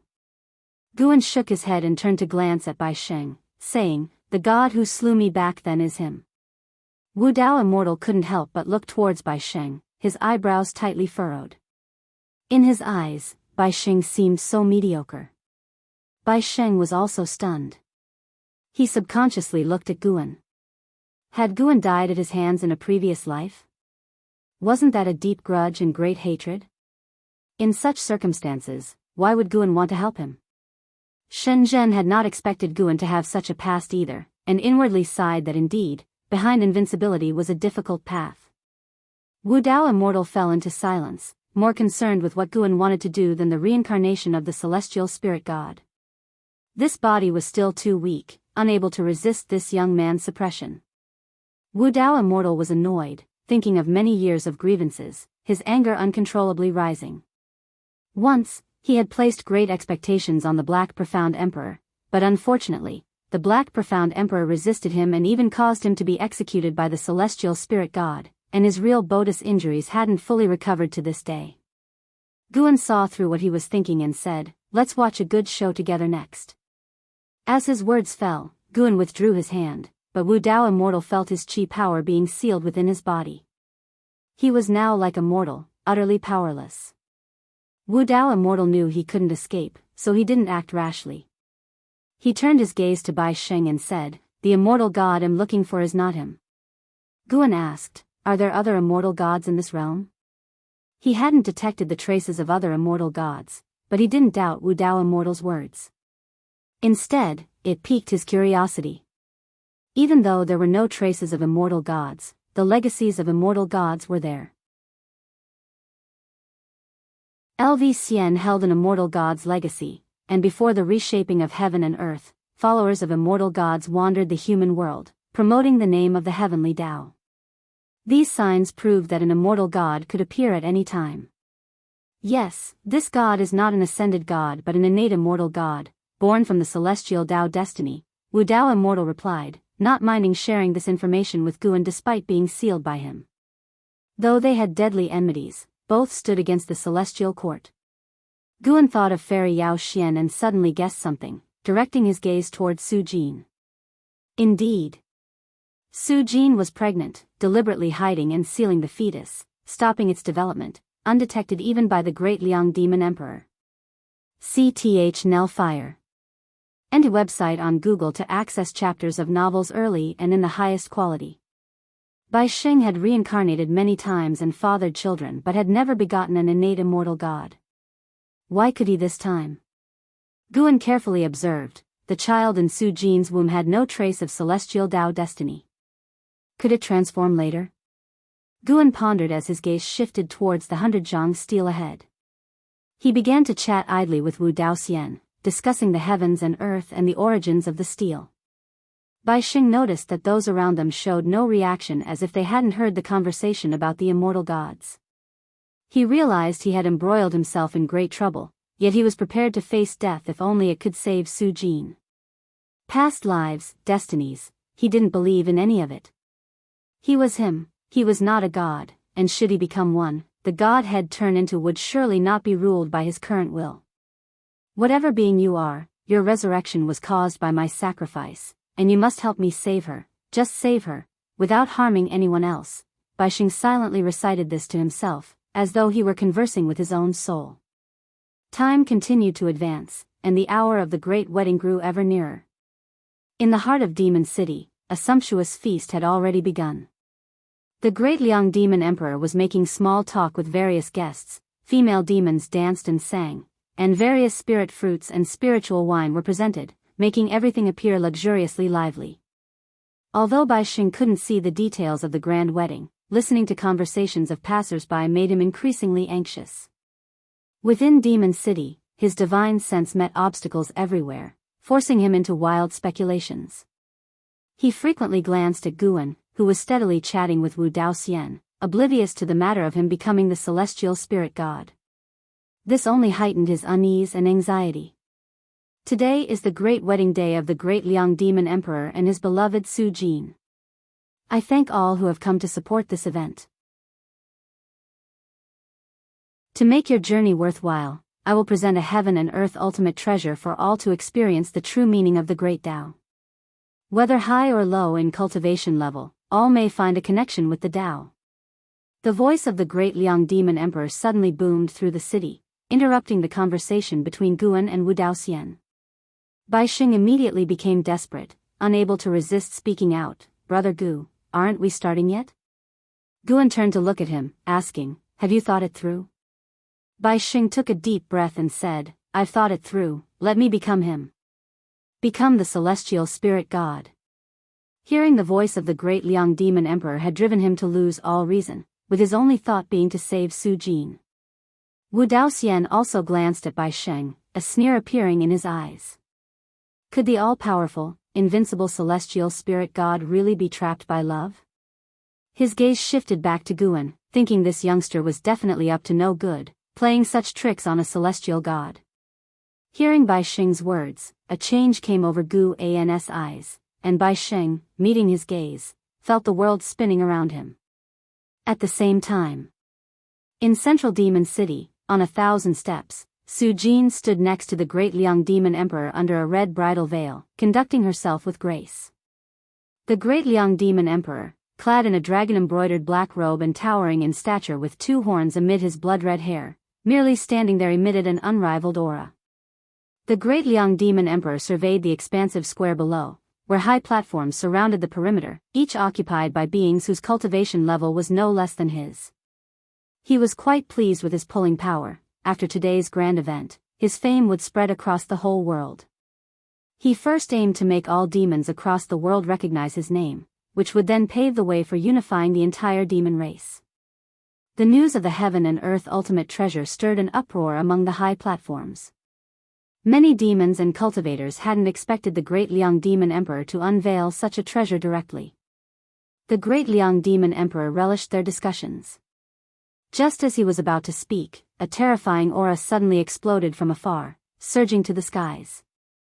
Boom! The entire demon city shook violently, causing the expressions of great demons and great cultivators to change as they all turned in the same direction. The smile on the great Liang Demon Emperor's face froze, his brows furrowing, a chill appearing in his eyes. Someone dared to challenge his authority? Truly seeking death. Source: Webn 0 Vel. Com, updated on Nav 0. Co. If you find any errors, ads pop up, ads redirect, broken links, non-standard content, etc., please let us know to report so we can fix it as soon as possible.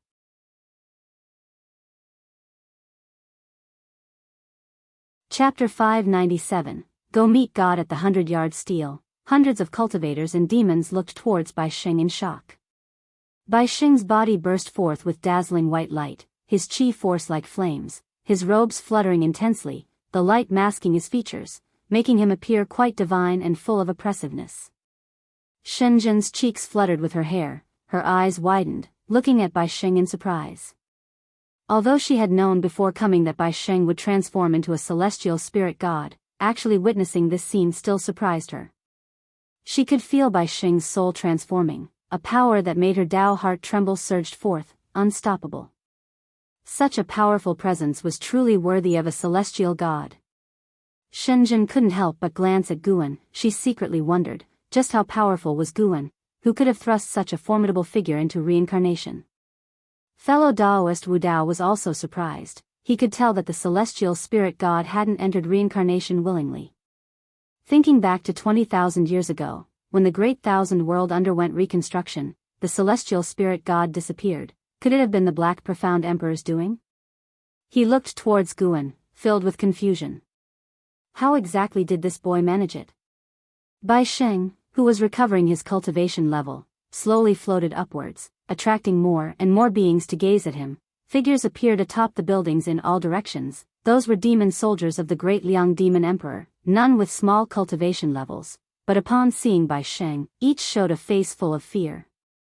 As Bai Xing's aura grew stronger, powerful figures continuously appeared in the sky.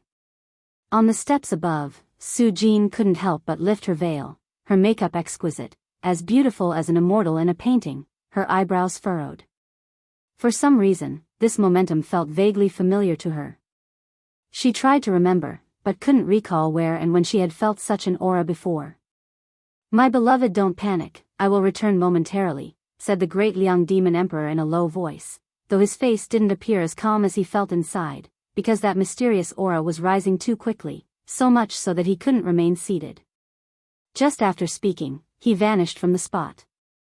Su Jin still looked towards the sky where the aura soared, her pupils suddenly widening. She seemed to think of something. Boom! A gust of fierce wind came howling, making Su Jin's dress flutter violently. Time seemed to freeze. She instinctively glanced over, and saw a figure glowing with intense light standing next to her. In this figure's hand, held a demon.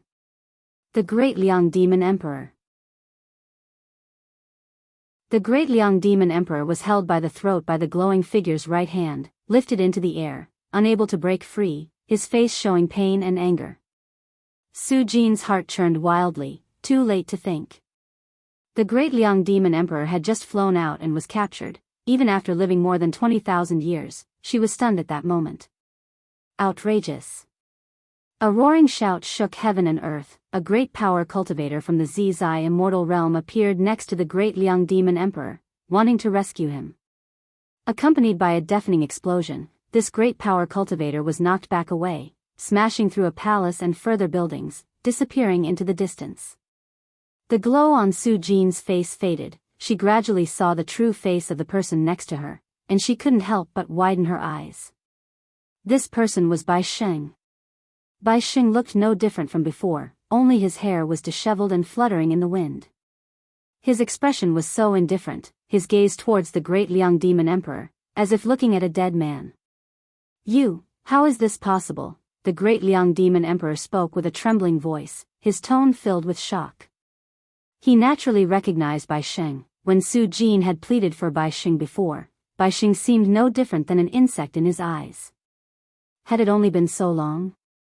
Sarch * the novel _fire. Et website on Google to access chapters of novels early and in the highest quality.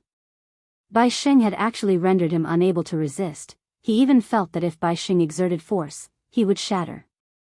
He had never felt such a terrifying sensation before. His heart was extremely fearful. Su Jin gazed at the indifferent Bai Xing, murmuring to herself. At this moment, Bai Xing was no longer Bai Xing, but the celestial spirit god. The celestial spirit god glanced at her, furrowing his brow, the coldness in his eyes making Su Jin's heart ache deeply. More and more mighty figures appeared around. They were not aligned with the great Liang Demon Emperor, but were there for the heaven and earth ultimate treasure. Who might you be? The heaven and earth ultimate treasure has not yet appeared, so why are you fellow Taoists in such a rush to act? Who is this person? I have never seen him before. Such aura has already surpassed the 9 heavens of the immortal path, and it is still rising. I feel like he is not here for the heaven and earth ultimate treasure. It's like he has just awakened from reincarnation tribulation. As each powerful being took out their magical treasures, the entire demon city trembled non-stop, with stones even flying around, and dark clouds gradually gathering in the sky, darkening the demon city. The celestial spirit god ignored the discussions around him, slightly tilting his head and looking towards the distance with the corner of his eye. He had already spotted Guan and Wu Dao immortal. He knew he couldn't escape, still being under control. He didn't feel the urge to seek revenge on Guan. He was savoring the experiences of this lifetime.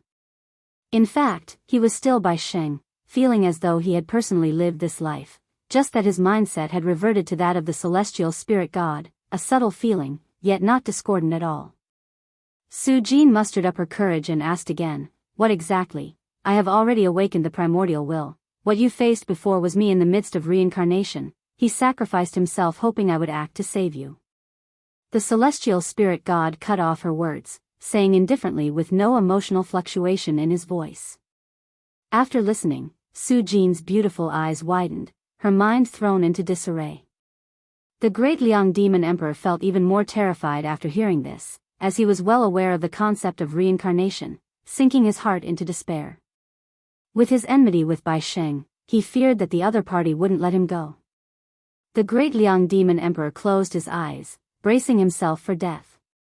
Just then, he suddenly felt the grip on his neck release. He instinctively opened his eyes, meeting the indifferent gaze of the celestial spirit god, causing him to tremble.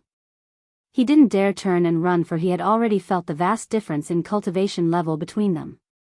"For eternity, you shall not come across her again, otherwise, you will never transcend this cycle. No existence in this world can help you." The voice of the celestial spirit god reached the ears of the great Liang Demon Emperor, turning his face pale. As the celestial spirit god turned to look at Su Jin, the great Liang Demon Emperor was so frightened that he immediately fled. As he fled, the celestial gods watching from the sky also began to waver and eventually chased after him. They hadn't forgotten the purpose of their trip. It was the heaven and earth ultimate treasure that they sought. As the sky filled with great power cultivators and demons departing, a strong wind stirred, blowing through the garments of Su Jin and the celestial spirit god. The celestial spirit god slowly lifted his chin, looking down on Su Jin, and said, "Stop looking at me with those eyes. You are merely a trial I encountered in my reincarnations. You shouldn't chase after me. Perhaps you aren't even aware that you're being manipulated like a pawn, and any connection between us is false." Su Jin's eyes filled with tears. She gritted her teeth and asked, "Even the feelings we had when we were in love, were those false too?" The celestial spirit god frowned. "In face of the great Tao, all emotions are false, now scram." He turned away, looking in the direction where Guan was. Su Jin wanted to say more, but the celestial spirit god slapped her abdomen with the back of his hand, sending her flying towards the horizon, quickly disappearing from sight. The entire demon city had descended into chaos. Countless demons took to the skies to see what exactly had happened. Many also fled in panic. Guan, Shenzhen, and Wu Dao immortal saw the figures around them swiftly dispersing. "Let's go, it's time to see the god," Guan said softly with a smile, then stepped towards the sky, Shenzhen and Wu Dao immortal following behind. Wu Dao immortal found himself unable to move, only capable of following Guan flying towards the celestial spirit god. From a distance, as his gaze landed on the celestial spirit god, his face turned unnatural, his head involuntarily twitching. If you find any errors, ads pop up, ads redirect, broken links, non-standard content, etc., please let us know your report so we can fix it as soon as possible.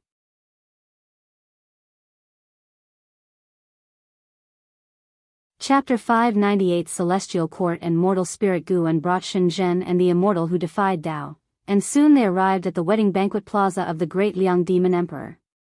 At that moment, the square was a mess, with colorful cloths still fluttering in the air. The celestial spirit god stood atop the steps, looking down indifferently at the three persons below. Shenzhen looked at him with a secretly shocked heart. Is this a celestial god? Although there were no changes in facial features or figure, the aura exuded was utterly different. Even with her current cultivation level, facing the celestial spirit god, Shenzhen couldn't help but feel a sense of reverence. This was the sentiment a mortal spirit felt when facing immortal gods. It was hard to imagine such beings would fall into the realm of reincarnation. Facing the gaze of the celestial spirit god, the immortal who defied Tao trembled even more violently, not daring to meet the gaze of the celestial spirit god. So it is. I have seen you before. I felt then that those guys were not their true selves. The voice of the celestial spirit god descended from above, lofty and filled with authority. Guan looked at him and asked, "Have these experiences of reincarnation made you feel anything?" The celestial spirit god's expression remained unchanged as he said, "I know what you want to do, hoping I understand the experience of mortal spirits, to feel pity for them. Do you think I have never had such experiences?" Although Guan had searched the memory of the celestial spirit god, everything about the celestial court was blank, so his understanding of the celestial spirit god was not complete. Before becoming a celestial god, we must all go through the ordeal of reincarnation. The celestial court doesn't make us pity mortal spirits, instead, it makes us clearly understand the difference between immortals and mortals. You help those mortal spirits, and they will indeed appreciate you. But the moment you stop helping, even if you do nothing at all, mortal spirits will hate you, believing their misfortunes are all you're doing. The tone of the celestial spirit god grew colder, even revealing his disdain for mortal spirits. Immortal gods created the heavens and the earth to achieve enlightenment, yet the world nurtured all living beings. The immortal gods did not abandon all living beings, instead, they created the heavenly Tao so that all living beings could live better lives. Immortal gods even imparted the method of cultivating immortality to all living beings in the all heavens and myriad realms. Yet what they received in return was rebellion after rebellion. Ea the Nelfer. Net website on Google to access chapters of novels early and in the highest quality. The words of the celestial spirit god shook Shenzhen. She didn't question it because all cultivators had such ambitions. It's just that she had never considered these issues from the perspective of immortal gods. The celestial spirit god gazed at Guan and said, "Do you think what you're doing is for justice, or to cover up your compassion for your own kind? If you became an immortal god, would you still act the same?" Guan responded, "There are indeed many things in this world that are hard to judge as right or wrong. But if you say the immortal gods created everything, that may not be so. Did you create the great Tao? Was it your choice for the world to foster all living beings? You are just walking ahead, blocking those behind you from reaching the heights you've attained, then claim it's because we don't try hard enough, that we are ungrateful.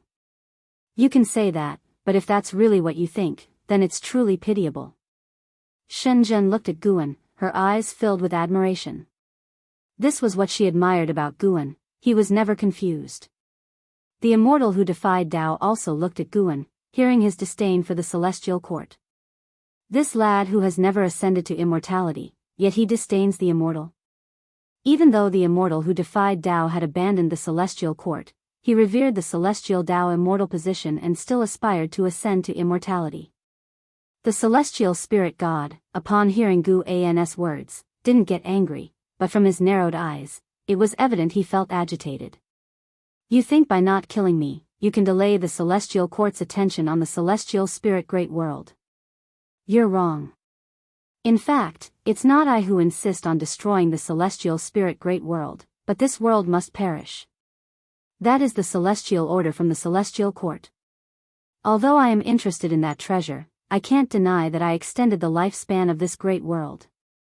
The celestial spirit god spoke slowly, his gaze never leaving Gu, and Gu An's lips curled into a smile and said, I indeed fear the celestial court, but you can't deny that I let you live. With our positions, you should have been annihilated or forever suffer the sorrows of reincarnation. But now I have given you the opportunity to speak with me. I have even let you create innate immortal gods. The pupils of the celestial spirit god suddenly dilated, as he hadn't expected that his secret maneuvering was seen by Guan. How high was this man's Tao practice? Guan looked at him and asked, I wonder if an immortal god can create innate immortal gods privately. The face of the celestial spirit god turned ugly. Indeed. Guan was merely probing. He had previously wondered, if the celestial spirit god could give birth to innate immortal gods, why hadn't he created an army of immortal gods? Clearly, the celestial court didn't allow such behavior. To become an immortal god of the celestial court, while one could achieve longevity and immortality, one would also lose a lot, especially freedom. You turned your children into immortal gods, probably not to take revenge on me but to evade the reckoning of the celestial court. Guan continued, and the immortal who defied Tao beside him opened his mouth, intending to remind Guan, but seeing him so confident, he could only hold back his palpitations. In fact, the entire demon city was already enveloped by Gu An's Tao intent. There was no fear of leaking anything. Celestial spirit god's eyes flashed with a strange light as he took a deep breath and said, Speak, what do you wish me to do? Guan looked at him and said, I don't ask for much. I don't want to be involved in disputes, and I don't want the celestial court to disturb the celestial spirit great world. Celestial spirit god fell silent for a moment before replying, A star monarch will come to investigate soon. If the emergence of this great world is beneficial to the celestial court, they will leave this world alone. What sort of beneficial things? To spread the celestial Tao destiny, to revere the celestial court, to make all living beings believe in the heavenly Tao. Celestial spirit god's response sparked Gu An's curiosity. Could it be that the celestial court did not intend to conceal its traces, but rather the rulers of all worlds did not wish for all living beings to know of the celestial court's existence?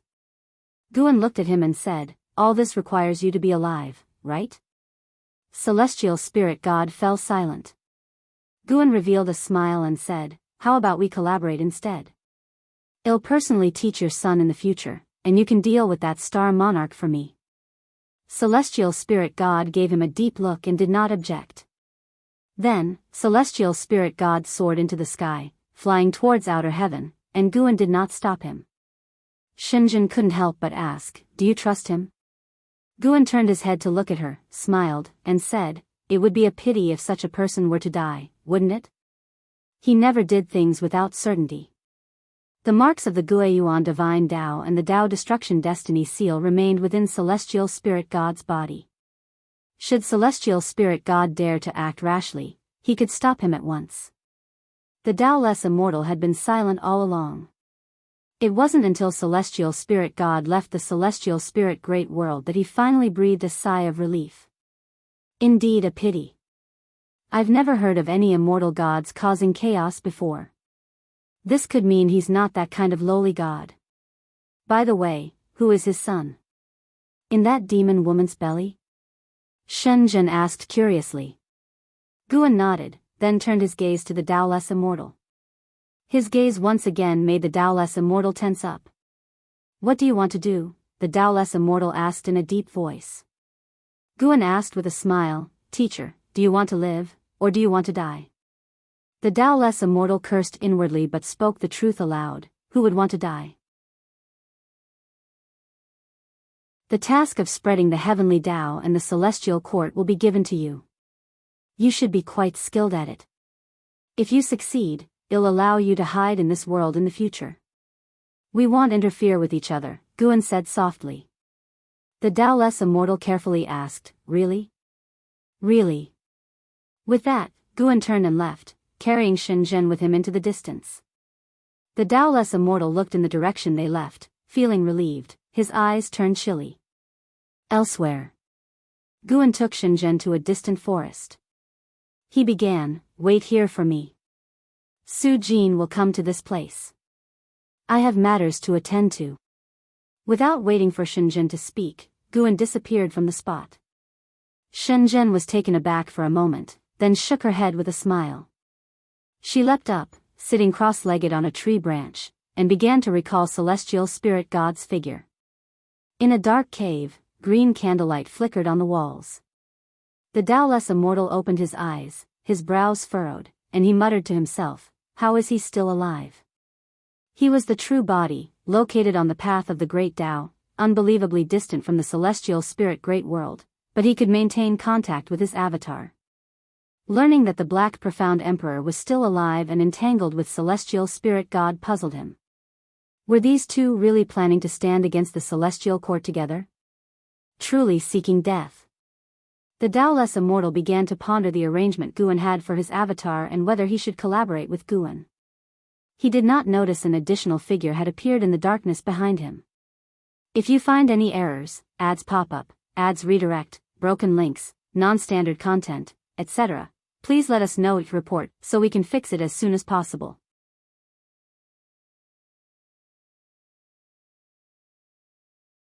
Chapter 599, Unsettled Heart. Guan looked at the true form of the immortal without Tao before him, his expression calm. Immortal without Tao, early stage of Hengtian Golden Immortal Realm 3, 027, 800, 921, 027/5, 000, 000, 000, 000, the old guy who's lived for 30 trillion years. Guan thought expressionlessly. Previously, the reason he had brought along a clone of the immortal without Tao wasn't to catch up on old times but to investigate the karma of the immortal without Tao. Even while communicating with the celestial spirit god, Guan hadn't stopped exploring the karma of the immortal without Tao. In the end, following the trajectory of karma, he found the true form of the immortal without Tao. The gap between their cultivation levels was enormous. Even though Guan was standing right behind the immortal without Tao, he didn't want the immortal without Tao to notice him, for then the immortal without Tao wouldn't be able to detect him. This was the absolute suppression of a heaven-opening Daluo immortal over a heaven-balancing golden immortal. Guan hesitated, wondering whether or not to kill the immortal without Tao. It would take but a single thought to reduce the immortal without Tao to dust. But he felt that since the immortal without Tao had managed to escape from the celestial court and survive all these years, he must have other reliance. After so many years, the immortal without Tao had reached the heaven-balancing golden immortal realm, and must have endured many hardships. Guan guessed the immortal without Tao would be quite frustrated if he died here without a clue. As Guan pondered this, he raised his right hand. Enough, then I shall cooperate with him for a while.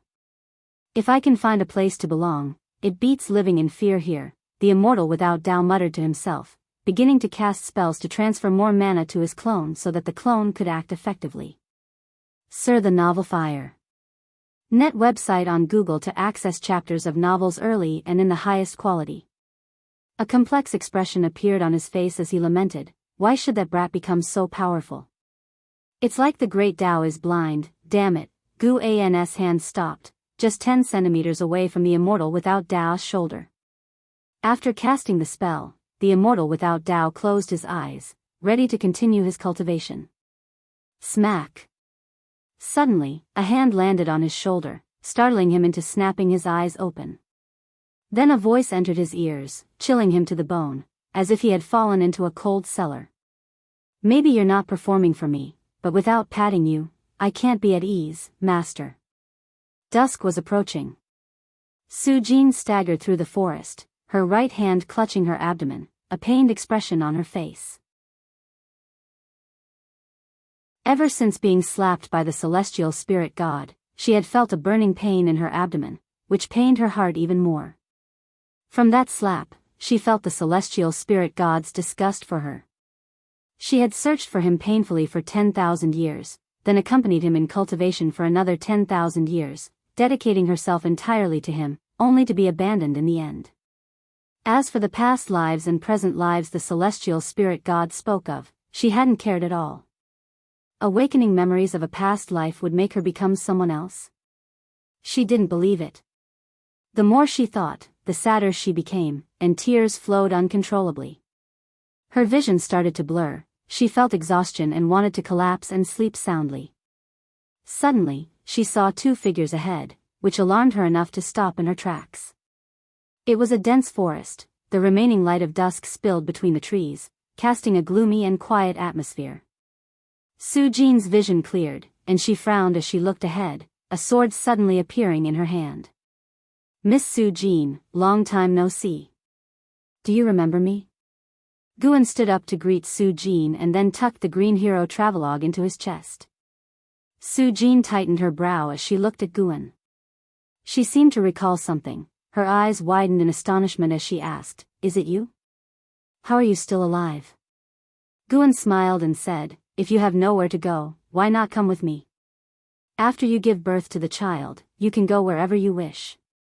Su-jin immediately became vigilant, staring at Guan with a defensive face and asked in a stern voice, "What do you want?" Guan's expression changed, causing Su-jin to become momentarily lost in thought. Shenzhen turned her head to look at Guan, filled with curiosity. What divine skill was this? Guan stretched lazily and said, "It's time to go back." Shenzhen nodded. She too wanted to sit down quietly and comprehend the celestial Tao immortal gods. Seasons changed, and a year quickly passed by. In the courtyard, Guan opened his eyes, and with a thought, an Exian appeared out of nowhere by his side. "Master, what is it?" An Exian asked curiously. Guan stood up and said, "Go and bring that child in, according to my previous instructions." Enzin's interest was piqued, and she disappeared on the spot. Shenzhen, who was sitting in front of the artifact refining cauldron, turned towards Guan and asked curiously, "Are you really going to adopt that child?" Guan replied, "That child is extraordinary. Having him follow Su-jin will only bring her misfortune, and besides, she should start her life anew. Innate immortal gods, TSK, I feel like he's going to stir up a frenzy of competition within the dojo," Shenzhen teased. The qualifications of an innate immortal god must be beyond her imagination, and with Guan's guidance, his cultivation speed must be astonishing. Guan did not argue, he indeed planned to cultivate the child of the celestial spirit god properly. "Do you have some scheme with him that even I don't know about?" Guan looked at the artifact refining cauldron, contemplating silently in his mind. An hour later, an Exian returned, holding a baby in her arms. Everyone in the dojo had gathered in Guan's courtyard, as they had heard that Guan was going to take on a disciple. Everyone was curious, what kind of child could catch Guan's attention? Seeing an Exian return, the crowd immediately surrounded her. "This child is so small. How has he already achieved foundation establishment?" "Nonsense, the child must be a genius, able to perform chi absorption cultivation with each breath, otherwise how could he catch the master's eye? He's so cute, let me hold him." "Cute, huh? In 20 years, he'll surely be a conceited fellow, and then you won't find him so cute." An Exian did not pass the baby to the others. After a brief chat with everyone, she approached Guan and handed the swaddled infant to him. Guan held the sleeping infant with a smile appearing on his face. "Such a good boy." Guan began to gently stroke the baby's cheeks, murmuring softly to himself. An Exian prompted, "Master, give him a name, why don't you?" Miss Su-jin said it's up to you. She had taken a liking to the baby as soon as she saw him, so she was also looking forward to the changes he would bring to the dojo in the future. Guan pondered and said, "This child is fatherless and can be said to be born of heaven. Let us give him the surname Tian, and name him how, he shall be called Tian Hao from now on. Tian Hao. The crowd began to mull over the name, not thinking that Guan would choose it carelessly.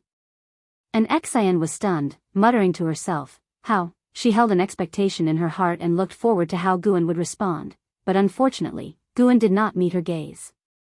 Guan lifted little Tian Hao above his head, looked up at Tian Hao, and smiled, from now on, you are my disciple.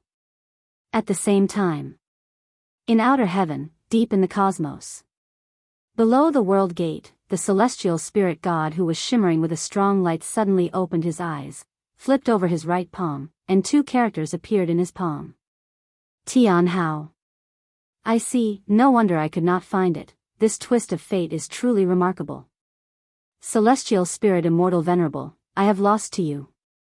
If you find any errors, ads pop up, ads redirect, broken links, non-standard content, etc., please let us know each report so we can fix it as soon as possible.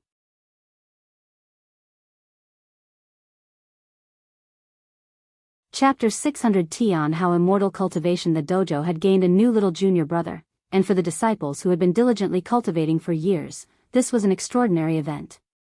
Everyone went to visit Tian Hao and took turns playing with him. The one who spent the most time with Tian Hao was the ghost mother of Ephemera. Originally, she just wanted to help Guan share the burden of taking care of Tian Hao, but as she watched this little one grow up, her heart began to stir. Especially when Tian Hao, at 2 years old, called out to her as mother, she was stunned on the spot. This scene was witnessed by Guan, but he didn't stop it. The ghost mother had always been on the outskirts of the Taoist field of the beginningless, unable to blend in with the other disciples, and her actions over the years had already made Guan consider her as one of his own. Tian Hao's presence was a perfect opportunity to break down the barriers between her and the Taoist field of the beginningless. With Tian Hao's arrival, time within the Taoist field of the beginningless seemed to pass even more slowly. In the blink of an eye, Tian Hao had reached the age of 17. Without any real cultivation, Tian Hao had already achieved the Mahayana realm cultivation level. He only needed to breathe, and his cultivation would surge, much to the envy and stimulation of Lv Xian, Qin Chuan, and others. Shen Zhen, on the other hand, thought it was normal. Aside from Guan, she was the only person in the dojo who knew that Tian Hao was an innate immortal god. The immortal spirits of the immortal dynasty were naturally in the nirvana realm at birth, so innate immortal gods should be even more extraordinary. She even felt that Tian Hao's growth rate was a bit slow. On this day, Tian Hao arrived at Gu An's courtyard, and before he could be seen, his voice was heard, Master. Master. Master. An Xian, who was meditating in front of the artifact refining cauldron, turned to look, and became momentarily lost in a daze. In the sunlight, Tian Hao wore a tight-fitting white robe, embellished with intricate gold thread, which made him appear even more dashing. He had a handsome face, with his hair tied up high, and 2 strands of hair fluttering in front like willow fluff. Looking at him, an Xian felt as if she saw An Hao, which stirred a mixture of emotions in her. Guan was lounging in a chair, taking a nap. Without opening his eyes, he asked, "What's all the fuss about? You're so loud." Tian Hao came over with excitement and said, "Master, when I woke up this morning, I discovered I have a new amazing ability." Although 17-year-old Tian Hao hadn't completely shed his childishness, his facial features had matured, and he was very handsome. Before Guan could speak, the nearby An Xian asked curiously, "What ability?"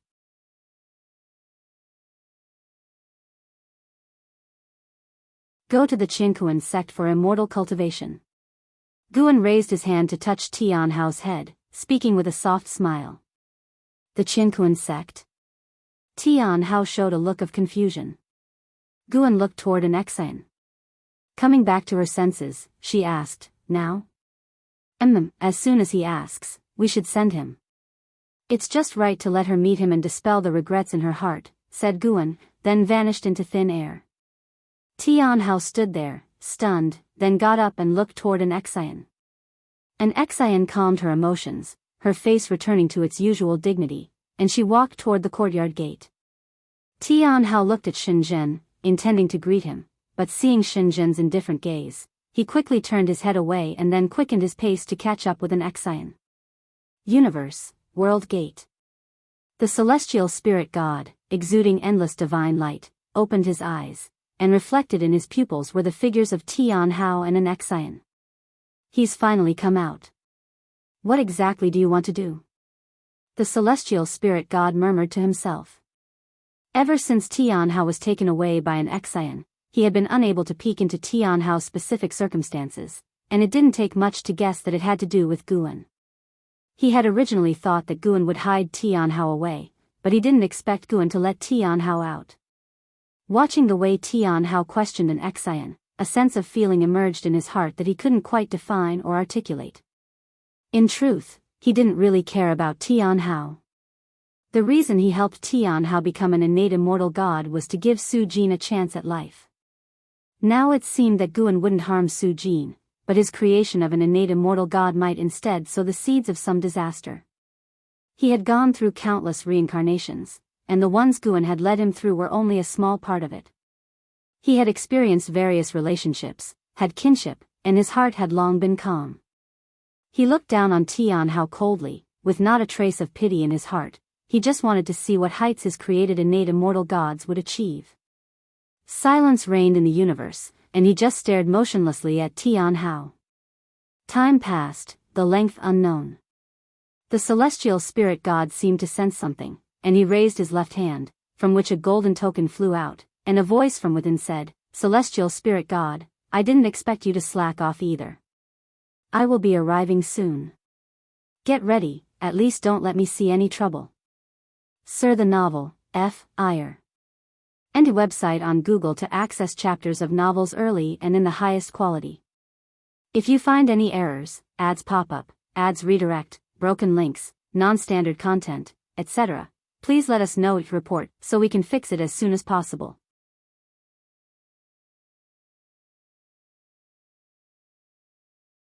Chapter 601, A Great Opportunity. In the early morning, a dense fog enveloped the land, and mountain peaks emerged like the tips of swords, resembling an ethereal immortal realm of the human world.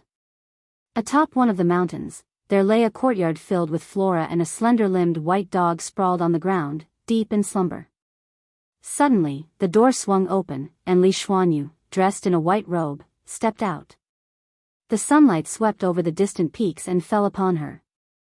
She raised her right hand, and a petal drifted into her palm.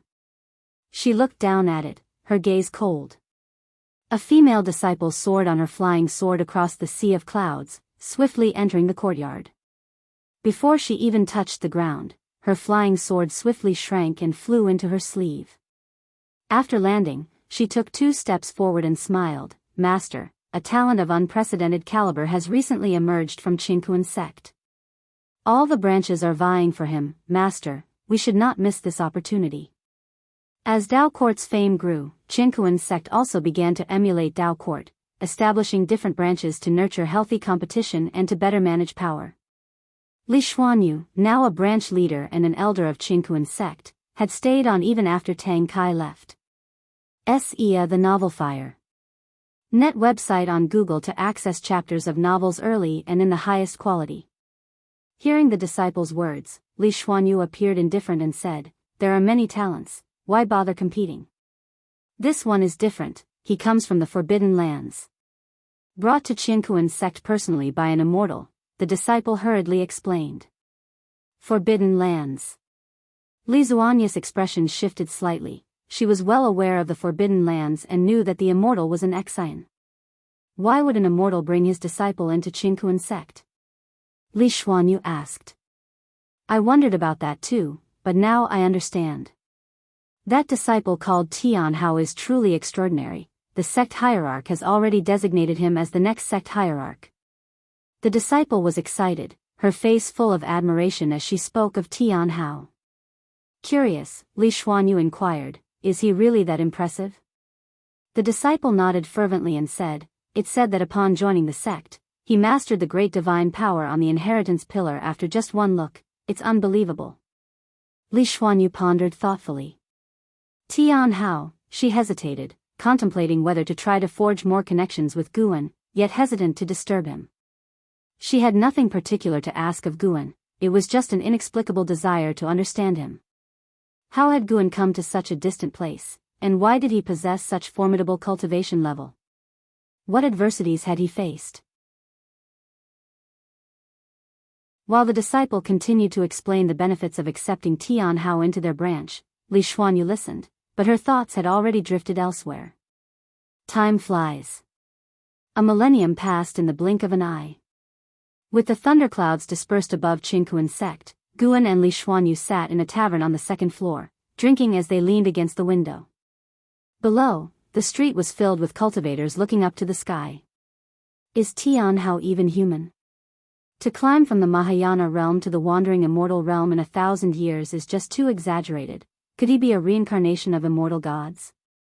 Very likely, given that he was personally brought into the sect by an immortal. Anyway, such a talent is beneficial to us. He could lead Qingkuan's sect to a peak it has never before reached. Exactly, rather than feeling jealous, we should look forward to it. Listening to the discussions at other tables, Li Xuanyu glanced at Guan, wondering whether to ask, yet unsure if she should. Guan swirled his wine glass, laughing. When I first found him, I felt he was different from the rest, and sure enough, even I find it unbelievable. Li Xuanyu spoke softly, is that so? I don't believe in so many coincidences. From Enzin's strength, it was clear that Guan was adept at teaching disciples, so Li Xuanyu attributed all of Tianhao's talents to Guan, convinced that Guan had been guiding Tianhao in secret. She was qualified to say this. After Tianhao became her disciple, she started by teaching him with all her heart, but soon Tianhao's understanding of Daoist technique surpassed hers, as if aided by divine intervention. Thinking of this, she was filled with emotion. She could never forget the expression on Yi Qingshan's face when he handed Tianhao over to her. Not only did she acquire Tianhao, but her branch also received better treatment. In just 1,000 years, the branch she managed had reached the top 10 in the sect rankings, not only attracting more talented disciples but also receiving help from many noble families, who sent numerous great cultivators. She knew that all the treatment she now enjoyed was brought about by Guan. Why did you send him to my sect? You know I can't really teach him anything. Li Xuanyu finally asked. Guan drained his glass of wine and laughed. Whoever took him, it would have been the same, none could really teach him. This is a great heavenly opportunity. As long as he joined the Qingkuan sect, it would be the sect's opportunity. As for who should teach him, naturally, I would choose someone I trust. It's not just because of our old friendship, I also wanted to leave some good karma for senior brother Li. Hearing Guan mention Li Xuanyu felt a sense of relief and more at ease. Li Xuanyu then asked, why not visit my Dao mountain? Guan looked out the window, saying, I just like lively places like this. You're always in seclusion, don't you find it stifling? While speaking, he raised his left hand to support his face, his eyes lazy. Li Xuanyu also looked out the window, watching the people coming and going on the street. She wasn't sure if it was just her imagination, but she felt a certain mood as well. Although Guan was watching the street, his heart was actually looking towards outer heaven. The world gate was stirring. A figure was walking out amid the intense light. Celestial Spirit God, finding this great thousand world was not easy. Was it your doing, or has the Celestial Spirit Immortal Venerable not completely fallen? A laughing voice emanated from the world gate, and immediately after, a grey-robed Daoist stepped out. He had the appearance of a young child with white hair, holding a horsetail whisk in one hand and a white jade bottle in the other, his body surrounded by an aura of immortality that faintly sparkled with silver light, as if containing stars. The Celestial Spirit God stood up and turned to face the newcomer.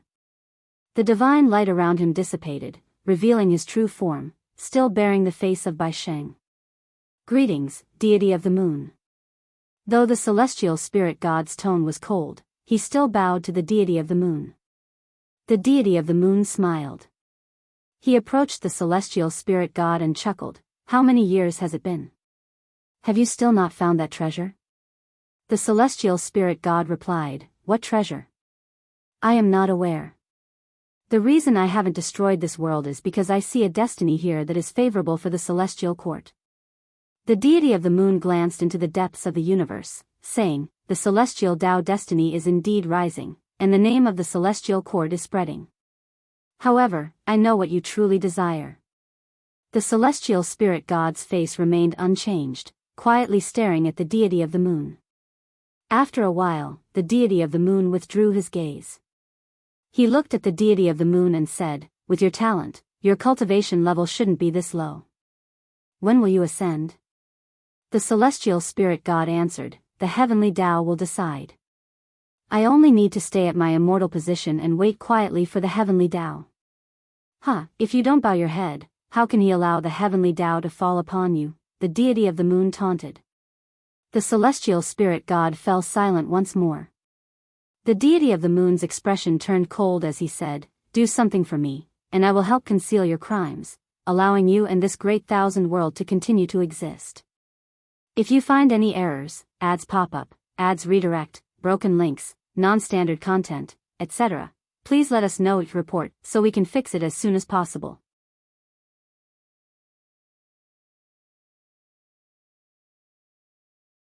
Chapter 602, Thousand-Year-Old Wandering Immortal, 100-Year-Old Ascending Immortal. Facing the gaze of the deity of the moon, the celestial spirit god was silent for a while before he spoke. "What is it?" The deity of the moon raised the white jade bottle in his hand, from which radiance escaped, rapidly spreading to form an invisible barrier. He stared back at the celestial spirit god and slowly uttered 4 words, "Spreading influence, sealing fate." The celestial spirit god frowned, a trace of a strange color flashing in his eyes. "You can think it over. I'll take a trip to the great world. It's rare for me to come here, so I might as well have a good travel around." With those words, the deity of the moon turned and left. The celestial spirit god didn't stop him. He stood there, watching as the deity of the moon departed. Far away in the Chinkuan sect, Guan heard their conversation. The methods of the deity of the moon could not stop Guan from spying.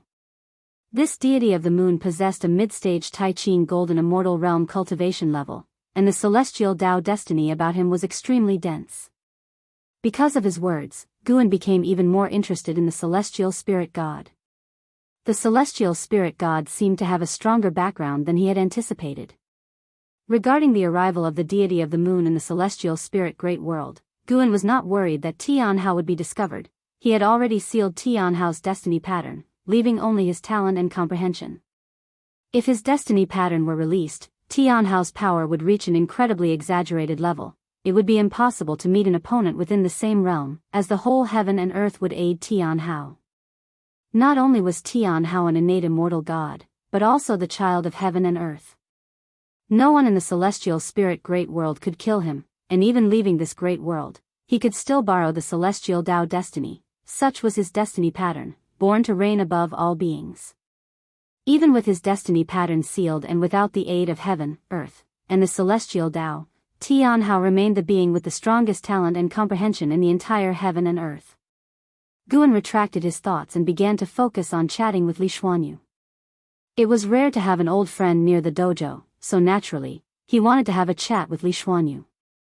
The two drank wine and discussed the interesting affairs under heaven, enjoying themselves immensely. Li Xuanyu's Tao heart also relaxed. She couldn't help but wonder, perhaps enjoying leisure time appropriately could enhance her cultivation? Days later, a majestic Tianhao arrived in Gu An's courtyard. His figure was tall and straight, donning a binding Tao robe specially made by the Chinkuan sect that could actively absorb spiritual energy. As he walked, an aura of immortality swirled around him, his sleeves fluttering in the wind, exuding a detached and elegant charm. "Master, I have reached the wandering immortal realm. Do you know what a 1,000-year-old wandering immortal signifies?" Tianhao approached Guan with hands on his hips and a proud smile. Guan didn't restrict his movements. Even after joining the Chinkuan sect, he still came back often. Guan, who was reading a book, didn't lift his head and said, "Does it mean reaching the wandering immortal realm in 1,000 years?" He thought back carefully. He had not even been 100 years old when he reached the wandering immortal realm. Not only that, he had broken through to the heaven and earth flying immortal realm at 96. Hearing Gu An's words, Tianhao couldn't help but widen his eyes and exclaimed loudly, "Master, Can't you praise me just once? Guan looked at him helplessly and said irritably, How old are you, still making such a fuss? Besides them in the courtyard was another person, Shenzhen, who sat in front of the artifact refining cauldron without looking at Tian Hao. Hearing Gu An's words, Tian Hao instinctively looked toward Shenzhen, and seeing Shenzhen frown slightly, he gave an awkward smile. He quickly changed the subject and asked in a lowered voice, Master, is the Green Hero Travelogue any good? Give me a copy, I couldn't find this book in the Qingkuan sect. Guan immediately tucked the Green Hero Travelogue away and stood up, looking at Tian Hao seriously. Do you think your cultivation level is sufficient? Tian Hao replied, Not enough, but I will become stronger. He was full of confidence, feeling that cultivation was the easiest thing in the world. Looking at him, Guan asked, Would you like to spar with your master? At those words, Tian Hao's eyes lit up with excitement. Can I? He had long wanted to test out his master's prowess. SAR the Novel Fire, NE*T website on Google to access chapters of novels early and in the highest quality. Now a wandering immortal, he could also create a sun that blotted out the sky, and any spell or divine skill, he only needed to see once to master, which also made his protective methods quite extensive. Shenzhen turned her head to look at the master and disciple with interest. Figures appeared in the courtyard. They were an Xian, celestial demon child, Qin Chuan, and others. They all heard Tian Hao's words. Hearing that this youngster dared to challenge Guan, they all became excited. You brat, you'd better give it your all, the blood prison great saint teased. And Xingtian laughed, after sparring with the ancestor, have a match with me. He had already become a wandering immortal and wanted to test Tian Hao's capabilities. Qin Chuan and LV Xian issued a challenge, and Tian Hao accepted them all in one breath. The ghost mother of ephemera opened her mouth, wanting to persuade Tian Hao, but she had no standing to do so here. She looked towards Guan and, seeing that he was not angry, felt somewhat more at ease. Guan twisted his neck and raised his hand to snap his fingers. In an instant, the surrounding environment dramatically changed, and everyone found themselves on a gloomy wasteland, under a cosmic starry sky, with an exceptionally broad view. Tian Hao was stunned by Gu An's move and dazedly looked all around. The others were equally shocked by the scene before them. It's not an illusion. It's real. There's still spiritual energy here, although it's thinner than inside the dojo. What divine skills are these? So formidable, completely impenetrable. What a perfect place. Only here can one truly let loose. The previous barrier was too small, unsuitable for battles to the death. What? You still want to fight to the death with your own people? The crowd buzzed with discussion, all very excited. Guan soared into the air, turned in the sky, and looked down at Tian Hao with a smile. Show me whatever abilities you have. As soon as the words fell, a heaven-piercing momentum erupted from Tian Hao, shocking the others into quickly gathering their mana to form protective barriers. Everyone was surprised by Tian Hao's display, even an Xian seemed somewhat bewildered. They knew Tian Hao's cultivation level advanced at an astonishing pace, but only when they truly felt his aura did they find it incredible.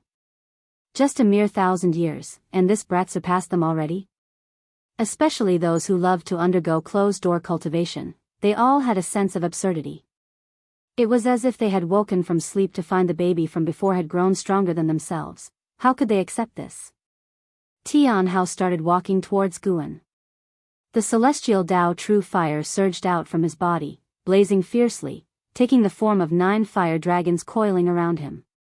Behind his head, a sun rapidly grew in size, his black hair waving violently, his expression becoming arrogant. His lips curled up involuntarily, radiating an air of untouchable superiority. Guan gazed down at him, thinking of An Hao. An Hao and Tian Hao's figures overlapped at this moment. Master, I will surprise you. Tian Hao's voice echoed through the cosmic starry sky. Qingkuan sect, amidst a range of mountains, a stream flowed by, and next to the river stood a small pavilion. Yi Qingshan, Lin Chuan, Qingmeng, Gu Changsheng, and Gu Qingdao sat inside the pavilion.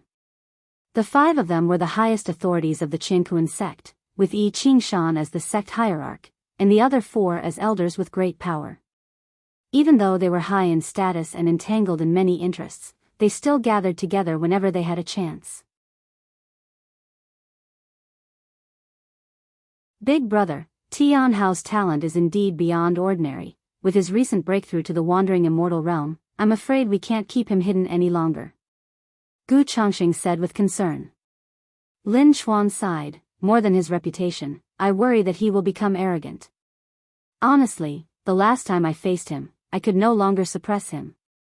He's had too smooth a ride, never faced hardship, and it's hard to imagine what kind of person he'll become in the future. Qing Meng rolled her eyes at him. What's there to fear? He's not just backed by the Qingkuan sect, he has Eldarin to guide him. That may be true, but you've also met Tian Hao. The boy isn't arrogant or domineering, but he's very proud. Once he's set on something, nobody can tell him otherwise. The 4 discussed among themselves, while Yi Qingshan remained silent, sipping his spiritual tea, lost in thought. Just then, a figure descended from the sky and landed outside the pavilion, prompting all 5 to look over and rise to their feet in shock. The newcomer was Tian Hao. At that moment, Tian Hao had a somber face and his gaze was full of oppression. A sudden unease gripped the hearts of those in the pavilion.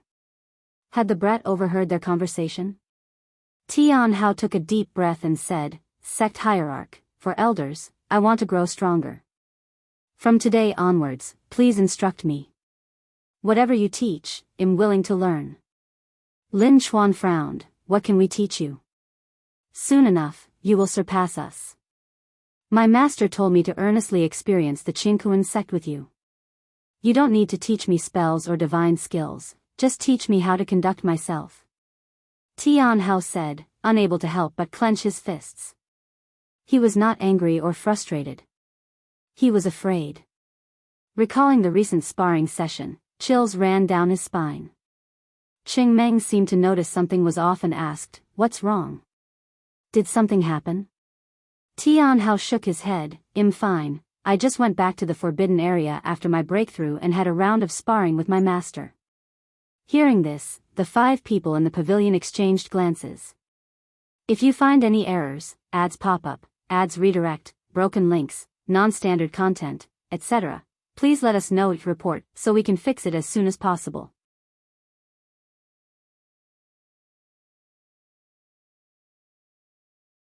Chapter 603, Celestial Court Mythology. Tian Hao's meteoric rise brought unprecedented morale to the Qingkuan sect. His 1,000-year journey as a wandering immortal shook both the past and the present, spreading the sect's name far and wide. Over the long years, many came to recruit Tian Hao, including members of the Dao court, but these endeavors always amounted to nothing. There were also geniuses who challenged Tian Hao, all of whom were defeated. In the blink of an eye, 10,000 years passed. In the Dao court, within Shaolan's cave heaven dojo, by a mountain stream, Shaolan, who had just broken through to the heaven and earth flying immortal realm, was discussing its power with Guan. The 2 sat cross-legged on a huge boulder, a small table placed between them with fine wine and spirit fruit upon it. As Shaolan shared her experiences and pondered the true meaning of heaven and earth, she was unaware that the person before her, whom she held dear, was merely an avatar. Gu An's gaze subtly shifted, and his true self replaced the avatar. He had just returned from collecting medicinal herbs at the mountain god temple on Taitsang continent, feeling pleased. He called up his attribute panel and began to admire it. Frowny face name, Guan, lifespan, 45, 402/760, 382, for 11, 523, physique, primordial reincarnation undying body, cultivation level, heaven opening Daluo immortal realm perfection. The 1 trillion years of life were drawing ever closer. Guan liked this peaceful and tranquil life, devoid of external foes, yet his lifespan continued to grow steadily. For him, the lifespan digits were like the experience bar in a video game. Shaolan picked up a cup of wine, drank it down in one gulp, and said, Many peerless geniuses have emerged in the world. The current top genius is not from the Dao court but from a sect known as the Qingkuan sect. His name is Tian Hao, a name as audacious as the heavens themselves. Yet his breakthrough speed is truly inconceivable. He seems to be just over 11,000 years old and has already achieved the cultivation level of a carefree primordial immortal. Upon mentioning Tian Hao, her face showed her deep emotions. Guan laughed and said, "You aren't doing too badly either. The path of immortal cultivation isn't about who's faster, but who lives longer." Xiaolan shook her head and chuckled, feeling that Guan didn't recognize the terror of Tian Hao. She changed the subject. "Recently, there's been widespread talk of heavenly Tao and the appearance of many mythical narratives, claiming that beyond our world exist more powerful immortal gods from the celestial court. The myths of the celestial court indeed spread throughout the world, backed by the efforts of Tao immortals and the meddling of the deity of the moon." As more and more beings became aware of these myths, the celestial Tao destiny within the world began to rise noticeably, and the celestial Tao light layer above the celestial spirit great world grew increasingly bright. This also made Guan realize something. Despite the difference between immortals and mortals, the celestial court did want all beings to be aware of their existence. In the currently circulating myths of the celestial court, the most formidable was the profound star immortal monarch. He was omnipotent, creating heavens and earth, could hear the hearts of all living beings, and could save them from their suffering.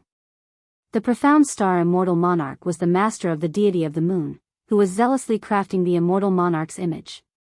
Guan had an impression of this immortal god. Before the reconstruction of the world, this god's followers roamed the human world, widely spreading his name. This resulted in many ancient texts written by old believers, allowing descendants to learn of history and further believe in these myths. It is worth mentioning that many imperial dynasties in the human world have faith in the profound star immortal monarch and have even established a destiny connection with it. For example, Li Xiandao of the Tai Tsang dynasty was the earliest person to receive the power of the profound star immortal monarch, which occurred in the previous era. Guan had never interfered with this matter because, in his view, everyone has their own fortunes, and he preferred to observe the development of all things from the sidelines. Xiaolan could not comprehend the existence of immortal gods. In her opinion, those with great power from the Tao court were already the strongest beings. How could there be immortal gods even more powerful than them? Having reached the heaven and earth flying immortal realm, she felt almost omnipotent and even wanted to venture to outer heaven. It was hard for her to imagine just how powerful the mythical immortal gods, if they truly existed, would be. Xiaolan began to conspire, suspecting that there were forces beneath the heavens harboring the intent to subvert the Tao court.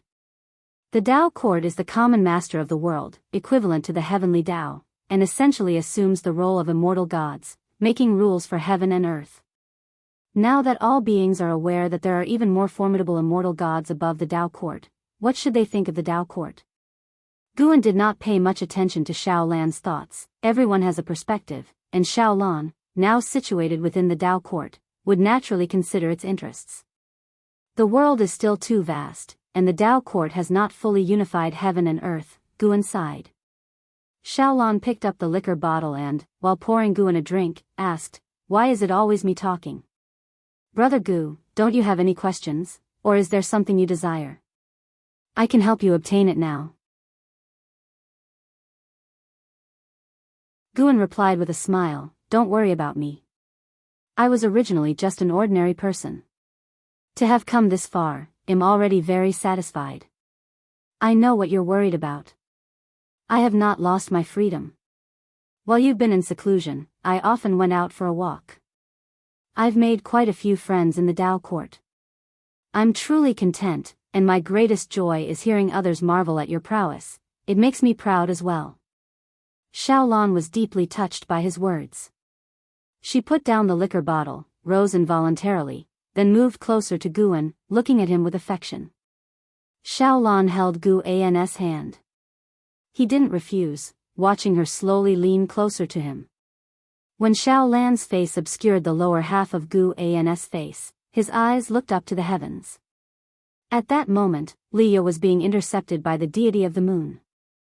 Ia the novel, F. Iyer. And a website on Google to access chapters of novels early and in the highest quality. Wave after wave crashed onto the beach. Dressed in black, Leah frowned deeply, staring coldly at the deity of the moon who was blocking his path. "What exactly do you want?" Leah asked bluntly, his right hand resting on the hilt of his sword at his waist. The deity of the moon smiled and said, "Your fate has deviated from the trajectory that the heavenly Tao had laid out for you. It seems you've had the help of a noble person, and not only that, but this change is ongoing. In the future, you might even form a connection with immortal gods. Although I'm not sure which immortal god it is, a bit of immortal fate has indeed touched you." Leah scoffed disdainfully and retorted, "What about you? Are you one of those sanctimonious Taoists who espouse the heavenly Tao and the celestial court? I don't believe in immortals, and I don't believe in gods.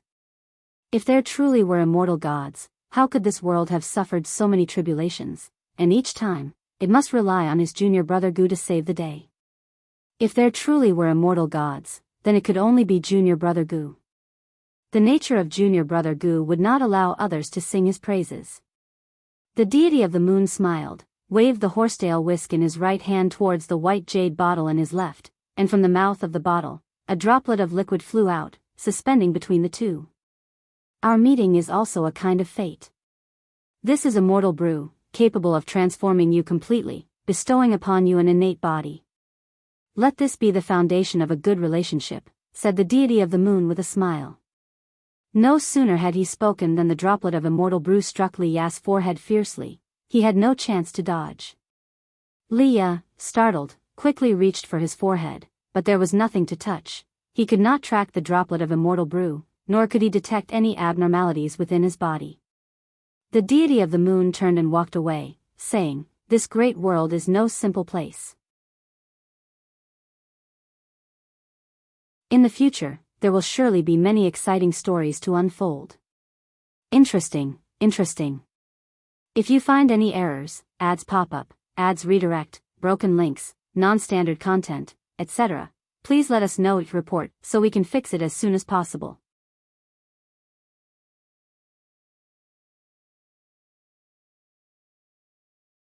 Chapter 604, Trillion Years Lifespan, Lifespan Projection. Watching the departing figure of the deity of the moon, Leah still felt uneasy.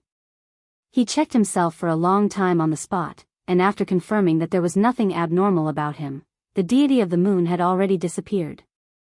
A divine exotic immortal spirit appeared out of thin air, seemingly leaping suddenly onto his shoulder, and curiously asked, "Could you see through that person's cultivation level just now?" Leah regained his composure, furrowed his brows, and said, "I couldn't see through. If he was really helping you just now, then, boy, your Fuyuan is outrageously strong, to encounter such great opportunities even on the road," the divine exotic immortal spirit remarked. After hearing the words of the deity of the moon, it had actually believed them. Indeed, there was a powerful backer behind Leah, just hidden in the shadows, not always watching over Leah. Yet, Leah kept encountering various opportunities, which compelled it to ponder Leah's destiny pattern. Could it be that Leah's destiny pattern has become very strong now? Leah, on the other hand, was thinking about the identity of the deity of the moon. Over the years, he had increasingly felt the changes in the great heaven and earth, with more and more outstanding figures and great powers emerging, making him feel like a mere mortal, very insecure. Leah took a deep breath, leaped up, and flew towards the sea. The sea wind howled, and the divine exotic immortal spirit stood on his shoulder, pulling at his earlobe, and asked, "Leah, are you really going to the Tao court? I heard that the Tao court is created by top cultivators from different great worlds. If you cause trouble there, it will be very troublesome." "What do you mean? Am I the kind of person who loves to cause trouble?" "How so? Don't you know yourself? I never act recklessly, it's just that those people are too oppressive." Yes, you're always right.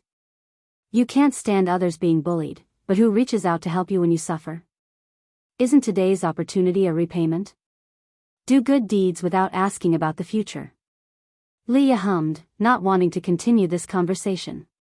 Changing the subject, he asked, "Do you think Tian Hao is really that powerful? Born in an unknown small sect, yet he has become famous throughout the world, a 1,000-year-old wandering immortal. That's too fake." "The person is now not a wandering immortal but a carefree primordial immortal," joked the divine exotic immortal spirit. If and Hao were still here, would he allow this Tian Hao to be so prestigious? Li lamented. He considered An Hao as his greatest rival in life. Unfortunately, An Hao was no longer in this world, and every time he thought of this, his heart ached and he felt regret. The divine exotic immortal spirit fell into contemplation.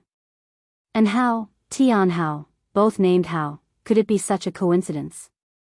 On the other side. Seeing that Liya was unharmed, Guan then wrapped his arms around Xiaolan's waist, starting to respond to her affection.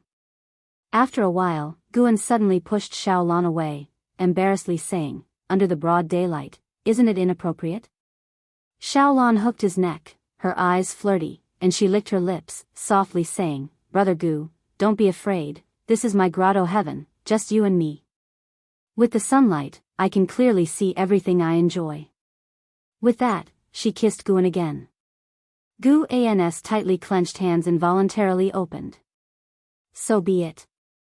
After seeing Liya, the deity of the moon left the celestial spirit great world, flew to the world gate, briefly chatted with a celestial spirit, then entered the world gate. Guan witnessed the whole process, feeling that the threat from the celestial court was temporarily over, and there would be a long period of peace. Indeed, it was so. Human affairs were like tides, but these tides could not shake Guan. His time naturally passed even faster. In the blink of an eye, more than 6,000 years had passed. On this day, as Guan was picking medicinal herbs in the Taoist field of the beginningless, his hand paused as 3 prompts appeared before him. You have successfully harvested dandelion grass, Tier 4, adding 30 years to your lifespan. Your lifespan has surpassed 1 trillion years for the first time, activating the lifespan projection feature. Lifespan projection. You can expend lifespan to project into the great Tao worlds, materializing 3,000 projected selves to pursue different great Taos. Before projecting, you can only choose one great Tao to chase. The projected selves cannot be deduced, and you cannot retain their memories, but you can gain their insights into the great Tao. This feature, it somewhat resembled the lifespan reincarnation, yet it was different. CTH Nafire. Et website on Google to access chapters of novels early and in the highest quality. Lifespan reincarnation felt as if Guan was experiencing it himself, and its outcomes were unknown, whereas lifespan projection seemed more like a method of reincarnation to comprehend the great Tao. Guan decided he would try it later, as the projected selves couldn't be deduced. Using this feature likely wouldn't cause any trouble. He continued to pick herbs while reviewing the lifespan features he had activated. Lifespan detection, lifespan barrier, lifespan deduction, lifespan prediction, lifespan fusion, lifespan reincarnation, lifespan simulation, lifespan dojo, lifespan breakthrough, lifespan projection. Although he scarcely used half of these features, he was not averse to having more lifespan functions. It's fine not to use them, but impossible not to have them. Guan's mood improved. Having reached his current realm, it was no longer about simple qi absorption but about comprehending the great Tao. The stronger his Tao intent, the higher his cultivation level would be. This was an intangible method of cultivation, beyond the understanding of mortal spirits. Seeing that Guan was in a good mood, the ghost mother of Ephemera, who was following him, carefully asked, "Master, if Tian Hao encounters great trouble outside, would you intervene?" Over the 6,000 years, although Tian Hao remained a carefree primordial immortal, his renown had grown significantly since he could battle across realms. Once, while on an expedition with the Qingkuan sect, he had actually annihilated the physical body of the divine immortal of wondrous Dharma. That battle had vastly spread his fame, and he became known as the unmatched #1 prodigy in the world. Great fame inevitably brought more troubles. More and more prodigies came to challenge Tian Hao but were soundly defeated. There were also those forces that wanted to enlist Tian Hao. Tian Hao's rejections inevitably made enemies. Recently, the ghost mother of Ephemera had been restless. Though she felt exceedingly safe within the dojo, she could only think that perhaps Tian Hao was in danger. Guan laughed and said, "Great trouble? There's no trouble that great. What if there is? Don't worry, he is unlike any prodigy you've met. He won't die young, his destiny pattern destined him to become the strongest. You simply don't understand what he represents. Even without me, his brilliance would shine bright. Guan explained, knowing that the ghost mother of Ephemera had the closest relationship with Tian Hao, even regarding her as a mother. He didn't mind revealing some karma to her. Hearing this, the ghost mother of Ephemera immediately felt relief. Although she didn't fully understand how powerful Tian Hao's destiny pattern was, she felt reassured by Gu An's words. Usually, there's no need to be too diligent in managing the dojo, you also need time for enlightenment. The Tao treasure I bestowed upon you is your best aid in cultivation. Guan spoke sincerely. He had crafted a Tao treasure for the ghost mother of Ephemera known as the Nine Netherworlds Heaven-Reversing Flag. This flag embodied the path of yin and yang, it could reverse Tsangtian and all things, and was extremely domineering. I won't forget about cultivating. The ghost mother of Ephemera spoke earnestly, but to herself, she added, nor forget about managing the dojo. She was well aware of why she possessed all that she did now. She could not relax, could not abandon the path she had taken, and must strive even harder. If you find any errors, ads pop up, ads redirect, broken links, non-standard content, etc., please let us know each report so we can fix it as soon as possible.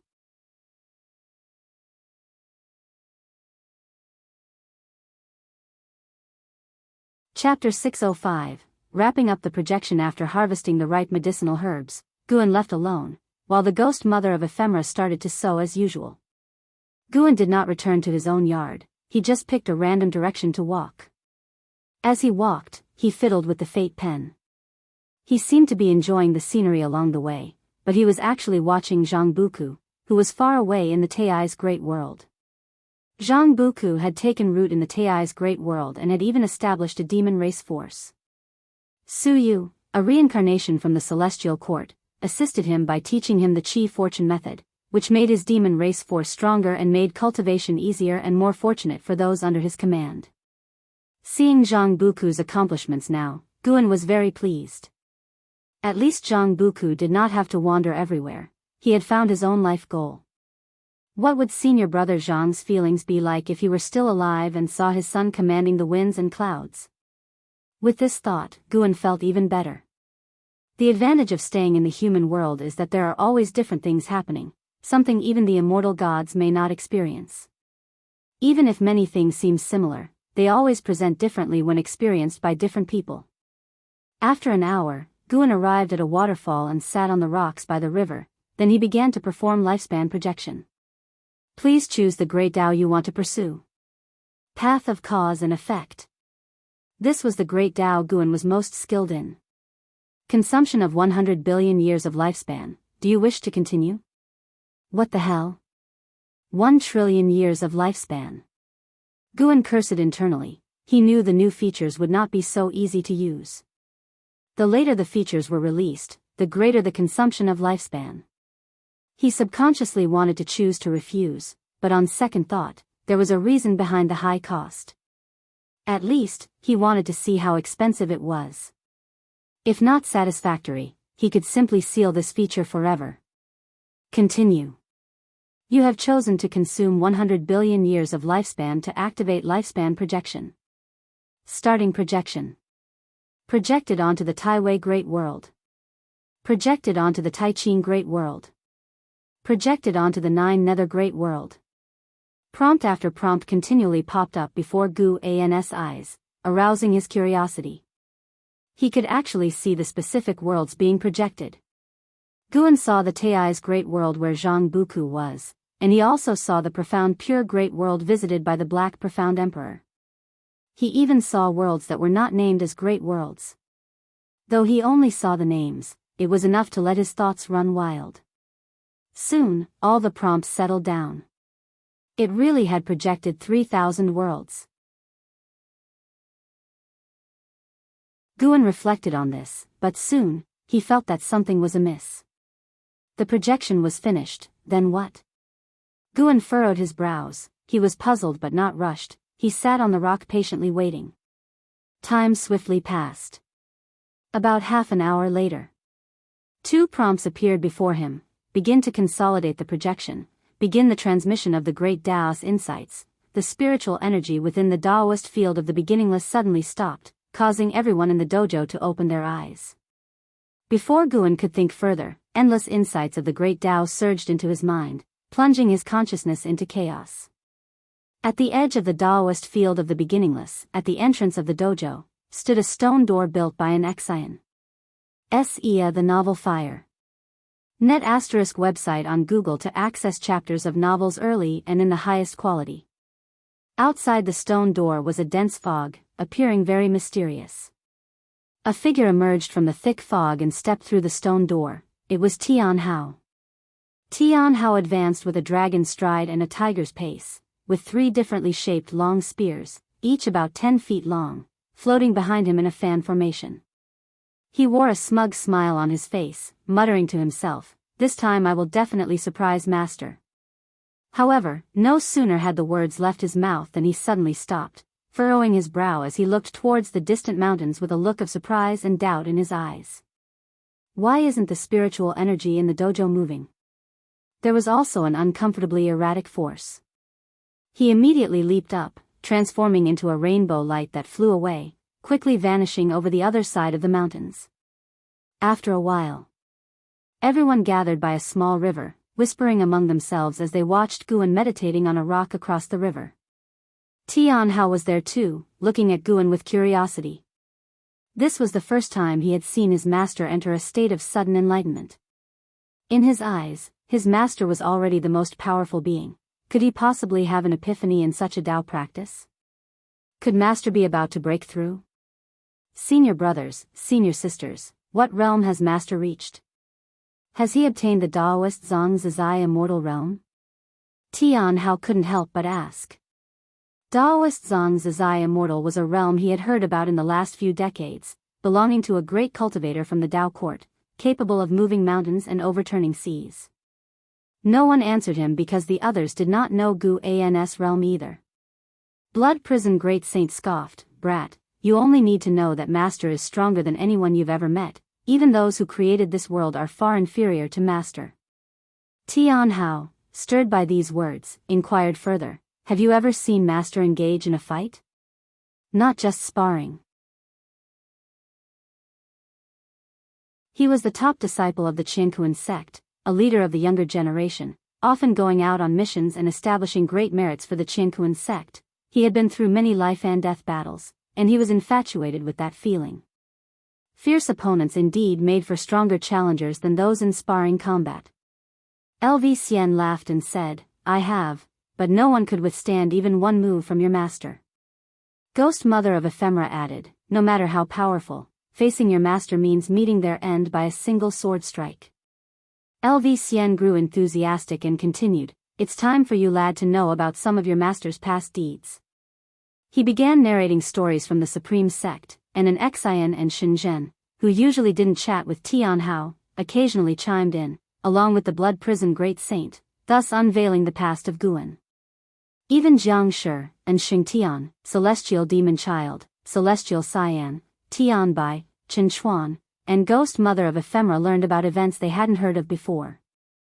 From helping small sects establish the righteous Tao, to saving continents, oceans, and even the world, all could feel Gu An's heart turning towards profound goodness. After saving all living beings, Guan had chosen to leave the Supreme Sect, live in seclusion here, and had supported the Qiankuan sect, which only increased their admiration. The Qiankuan sect remains an orthodox Taoist sect to this day, though occasionally committing wrongful acts. Most disciples still act by the code of chivalry, and even the Tao court wouldn't easily declare war on an orthodox Taoist sect like the Qiankuan sect. Tian Hao listened intently, his mindset gradually changing. Although Guan had not taught him much directly since he was young, he had always admired his master, who had fostered him.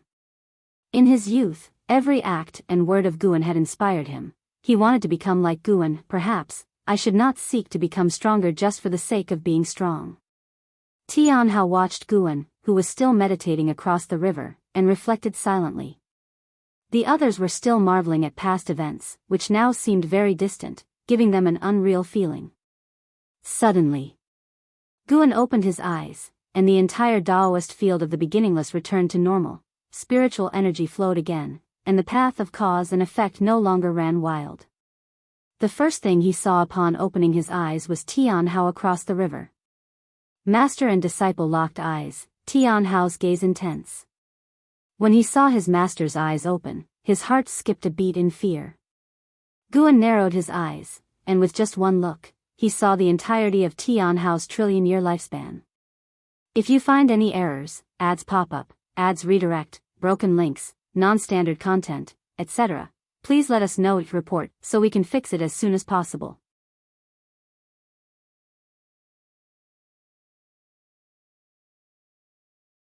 Chapter 606 Tian Hao and Guan, the embodiments of beings from the 3,000 worlds, all once pursued the path of cause and effect, exhausting their lifetimes of energy and time. Although Guan was unclear how long they had lived or what realm they had ultimately reached, their insights into the path of cause and effect, when gathered together, were incredibly vast. Guan looked at Tian Hao, whose future rapidly unfolded before his eyes. 200 million years. 300 million years. 500 million years. Suddenly, Tian Hao's billion-year lifespan was all within his sight. Guan saw countless destiny lines on him, among which one shone the brightest. That was the destiny undisturbed by the power of the current great worlds, a life path predestined by the heavens. Following this line, Guan could see all that would come to pass for him. Tian Hao would become the strongest fighter in the celestial spirit great world. He would travel the path of the great Tao, he would challenge other great thousand worlds, and he would even venture into realms above the great thousand worlds. CTH Novel Fire. Net website on Google to access chapters of novels early and in the highest quality. This was the path of a legend, and he had never known failure. Feeling Guan's gaze, Tian Hao was very nervous. He lowered his eyes, not daring to look back. The others also sensed a sharp aura emanating from Guan, and none dared to speak, thinking they might have been too noisy and disturbed him, causing his displeasure. Everyone was tense. It was their first time seeing Guan angry. Fortunately, it wasn't long before the chill on Guan's face dissipated. "Why are you all looking at me?" Guan asked with a smile. Seeing his familiar smile, everyone breathed a sigh of relief and followed suit, smiling. Senior Sister Anshin was the first to ask, "Master, did you just have a moment of sudden enlightenment?" Guan replied, an epiphany indeed. All right, disperse now. You don't expect me to discuss my insights into this realm with you, do you? Upon hearing this, everyone showed an embarrassed look. They dared not probe, especially since they didn't know what realm Guan was in. They paid their respects in turn and took their leave. However, Tian Hao stayed. He leaped over a stream and came to Guan's side, asking, "Master, the Tao Court is holding a grand event of peerless prodigies that claims to take place only once every 10,000 years. Do you think I should participate?" "I want to, but the elders in the sect fear I might encounter danger." "The Tao Court is the common master of the world, they wouldn't do such a thing, right?" Many famous prodigies had trained at the Tao Court, and it hadn't schemed against them. Guan answered, "One must always guard against others." Your biggest problem now is that you haven't faced hardship or defeat. That's also a good thing. Your master hopes that you never face defeat. Tian Hao's eyes widened as he said loudly, "That's not true. I've only ever lost to you." "You brat, still talking about winning and losing with your master? Then how about you try losing to me?" "I was wrong, I was just spouting nonsense." Tian Hao quickly apologized after being glared at by Guan. After that, Guan asked about his experiences over the years, and he answered truthfully, his spirits high. Guan understood Tian Hao's thoughts. The kid had always been looking for an opportunity to spend quality time with him.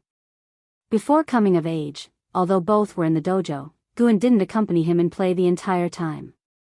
Of course, what the kid wanted most was Guan's praise. Yet Guan just wouldn't satisfy him. This kid is already proud enough, he must leave some room for improvement, lest his tail lift up to the sky. While chatting, Tian Hao leaned against the rock, looking up at Guan. He did not sit beside Guan. He was indeed very conceited, but he was filled with reverence for Guan. He did not want to break that attitude. He hoped he would always revere his master, so he would have a goal. So many seniors had been surpassed by him, making him feel that the path of immortal cultivation was very simple. Only when compared with his master did he feel motivated and full of anticipation. He hoped his master would always be stronger than him so that he wouldn't feel alone on the path of immortal cultivation. From Tianhao's words, Guan could feel his sense of belonging to the Qingkuan sect, and that his achievements had not led to any contempt for his own sect, which made Guan all the more satisfied with him. The sect hierarch of the Qingkuan sect, Yi Qingshan, was the reincarnation of his disciple, Lu Jiujia. Guan had his reasons for letting them establish karma, but if the Qingkuan sect were to stray from the right path, he would not blindly support it. Whether the heavenly Tao or the great Tao should be sentimental, Guan didn't know. He only knew he wanted to follow a path of sentiment. He didn't want to set too many rules and restrictions for himself. He would simply follow his heart. If he wanted to pity all living beings, then he would pity them. If he didn't want to get close to someone, he would keep his distance. The greatest kindness he could offer to all things was not to kill indiscriminately. By the way, Master, they told me a lot about your past. Out of the many disciples you've taken, who is your favorite? Tianhao suddenly asked out of curiosity. Guan glanced at him and he quickly added, other than me. You wish, how could it possibly be you? Guan replied, a little irritated. Tianhao didn't feel embarrassed, just chuckled. Guan then said, my favorite disciple should be Hao. He was the first disciple I truly took to heart to teach, and also the first I adopted.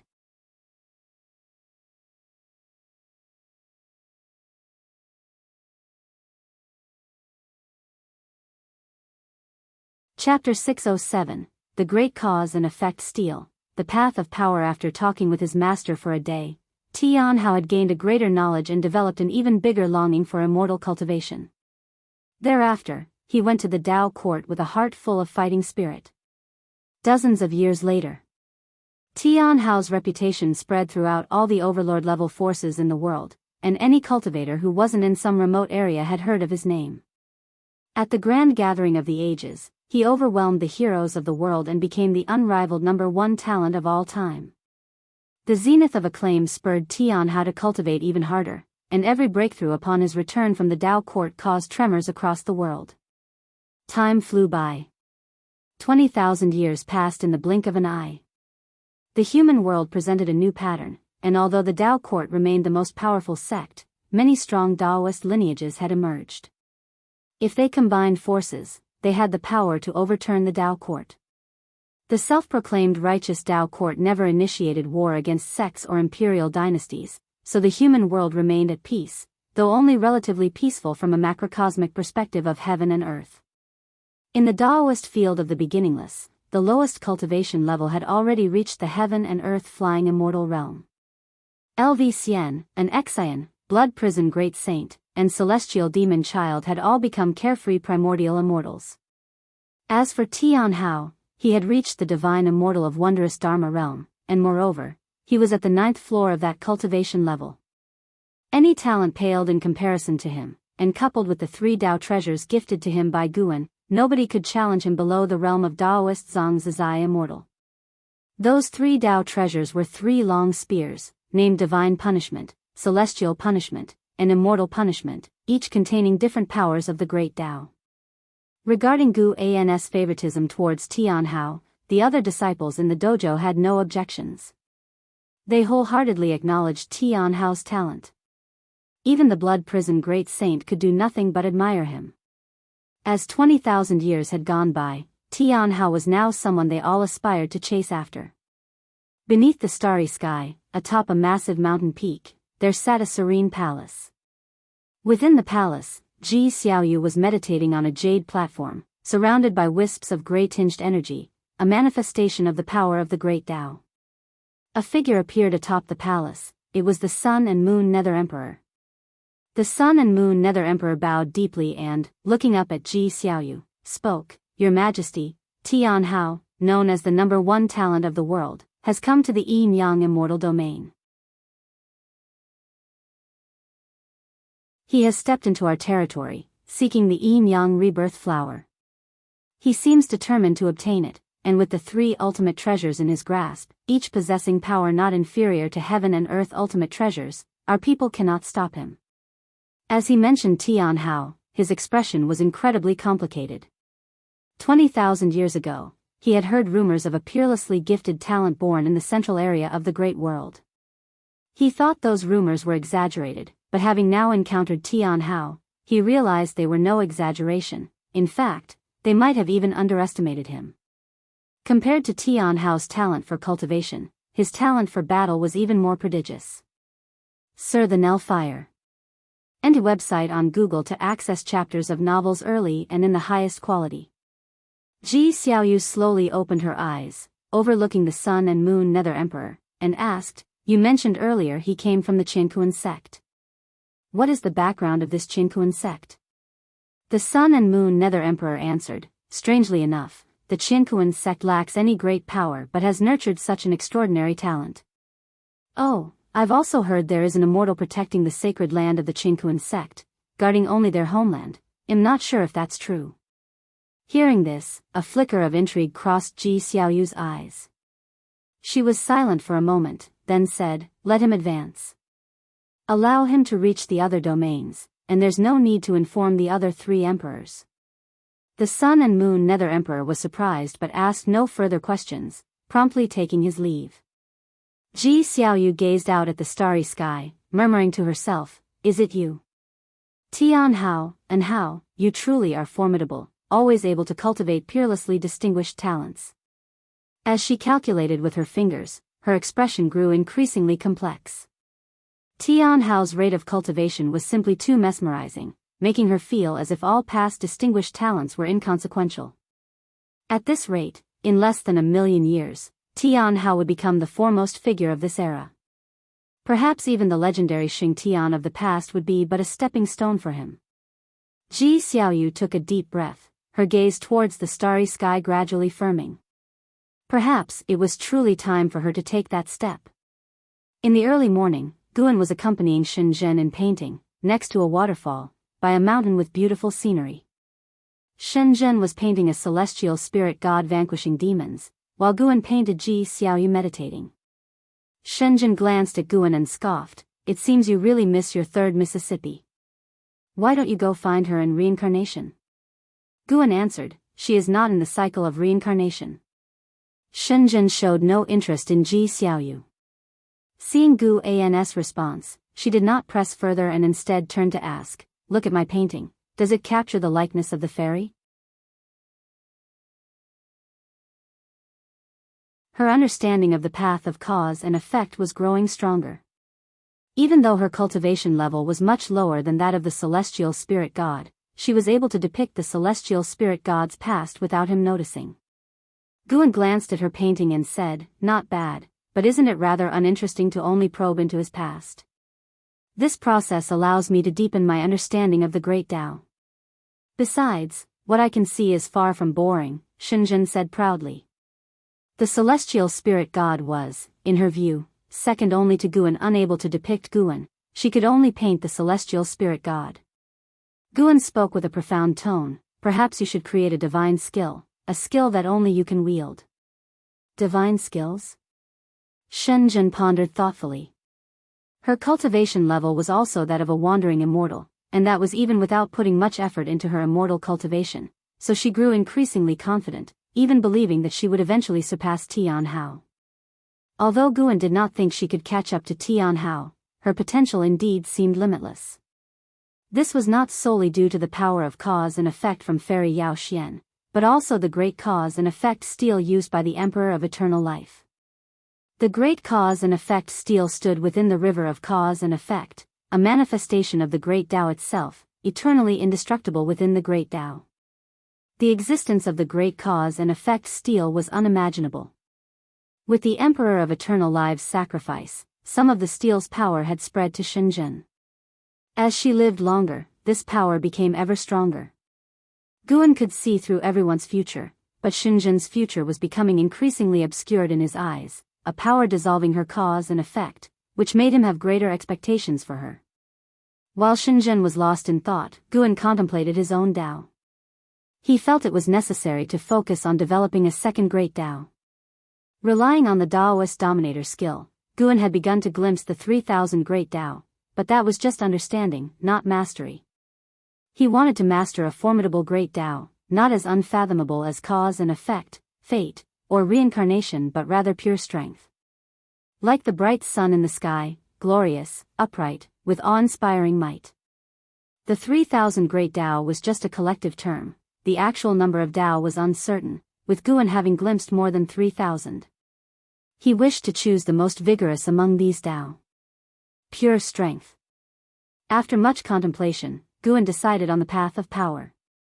The path of power wasn't simply about physical strength but represented all types of power at their peak. That was the path of power. To prove the Tao with power meant to prove it with great magical power, with chi power. The path of power was ubiquitous. All beings that possessed strength, that could cultivate mana, demonic power, or any other power-focused cultivation, existed because of the path of power. Guan immediately employed the lifespan projection and chose the path of power. Still consuming 1 trillion years of lifespan, various prompts wildly popped up before him. But this time was different. He suddenly saw the celestial spirit great world. Almost instantly, he sensed some changes in the celestial spirit great world. It seemed an extra person had appeared. Guan calculated with his fingers, his expression growing even more peculiar. He couldn't calculate the projected being, but he did foresee Tian Hao encountering a formidable opponent in the yin-yang immortal domain, marking the first time Tian Hao had failed to conquer a being of the same realm. If you find any errors, ads pop up, ads redirect, broken links, non-standard content, etc., please let us know, report, so we can fix it as soon as possible.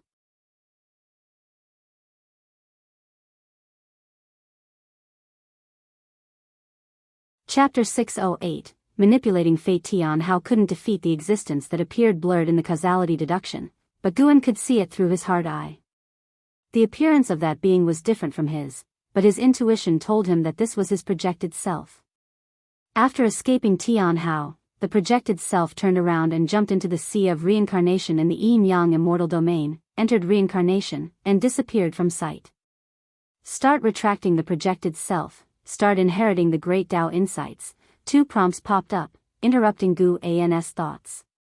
He vanished from his spot and appeared at the edge of the dojo, starting to inherit the great Tao insights. It wasn't long before a disturbance occurred within the Taoist field of the beginningless, alarming everyone. Since such an event had occurred before, the dojo disciples merely glanced in the direction of Guan and then continued to cultivate, not bothering Guan. Under the starry sky, clad in golden robes, Tian Hao stood by the sea, staring at the dark waves ahead, his brow furrowed in thought. A figure descended from the sky and landed beside him. It was the Sun and Moon Nether Emperor. The two had had many dealings and shared a decent camaraderie. "Are you still thinking about that person?" the Sun and Moon Nether Emperor asked. Tian Hao took a deep breath, looked ahead, and said, "Yes, I felt pressure from someone of the same realm for the first time." The Sun and Moon Nether Emperor consoled, "Even if it's the same realm, he must be much older than you, and he didn't defeat you, so why bother?" In his opinion, Tian Hao already had the greatest talent. He had witnessed the previous battle. The opponent was indeed fearsome, but Tian Hao didn't lose. It was just hard to determine who was better. Their encounter made the Sun and Moon Nether Emperor question life. The battle of the divine immortal of wondrous Dharma had even a divine thought true immortal like him terrified. Had this genius from the old era been outclassed? He felt that Tian Hao would surpass him sooner rather than later, and much quicker than he had anticipated. "I can't let it go, I feel excited." Recalling his combat techniques. He didn't use many divine skills or spells, he simply countered me with pure mana and chi power, truly a display of one force breaks 10,000 laws. Tian Hao sincerely remarked, feeling very exhilarated. Indeed, Master was right, never underestimate the world, you never know where a strong contender with great fortune might emerge. His talent might truly be the best, but he had lived too short a life and still needed to continuously strengthen his Taoist techniques. Hearing Tian Hao's words, the Sun and Moon Nether Emperor opened his mouth, not knowing what to say, unable to grasp Tian Hao's thoughts. What are your plans next?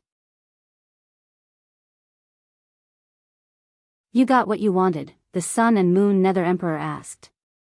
Facing a genius like Tian Hao, he chose to make a strong connection, having a premonition that this connection might save his life one day. Tian Hao withdrew his gaze, looked at the Sun and Moon Nether Emperor, and smiled, planning to go back. Not being able to sweep through the same realm shows that my combat ability is not enough. I will go into seclusion to cultivate for a while before venturing out again. If you ever come to the Nine-Spirit Continent, seek me out. I won't let you down. The Sun and Moon Nether Emperor showed a smile. Getting such a promise from Tian Hao was all he wanted. It at least proved that Tian Hao was still willing to maintain their friendship. Then Tian Hao bowed to the Sun and Moon Nether Emperor and transformed into a beam of extreme light, leaping up and quickly vanishing into the horizon. The Sun and Moon Nether Emperor watched his departing figure, a look of envy on his face. Living for so many years, he had never been as free as Tian Hao. A cultivator should be like this, roaming the heavens and earth, unbound. Immediately after, the Sun and Moon Nether Emperor let out a self-deprecating laugh. The reason he was bound by the yin-yang immortal domain was not because of his talent, but because he needed the power of the immortal domain to gather cultivation resources. He used to think his cultivation speed was fast, but now it felt slow. He earnestly wanted to reach the free immortal realm. He now harbored a ridiculous guess. He felt that Tian Hao might reach the free immortal realm faster than him. After a while, a figure landed beside the Sun and Moon Nether Emperor, a mysterious cultivator enveloped in black mist, who said in a deep voice, "Emperor, His Majesty has left."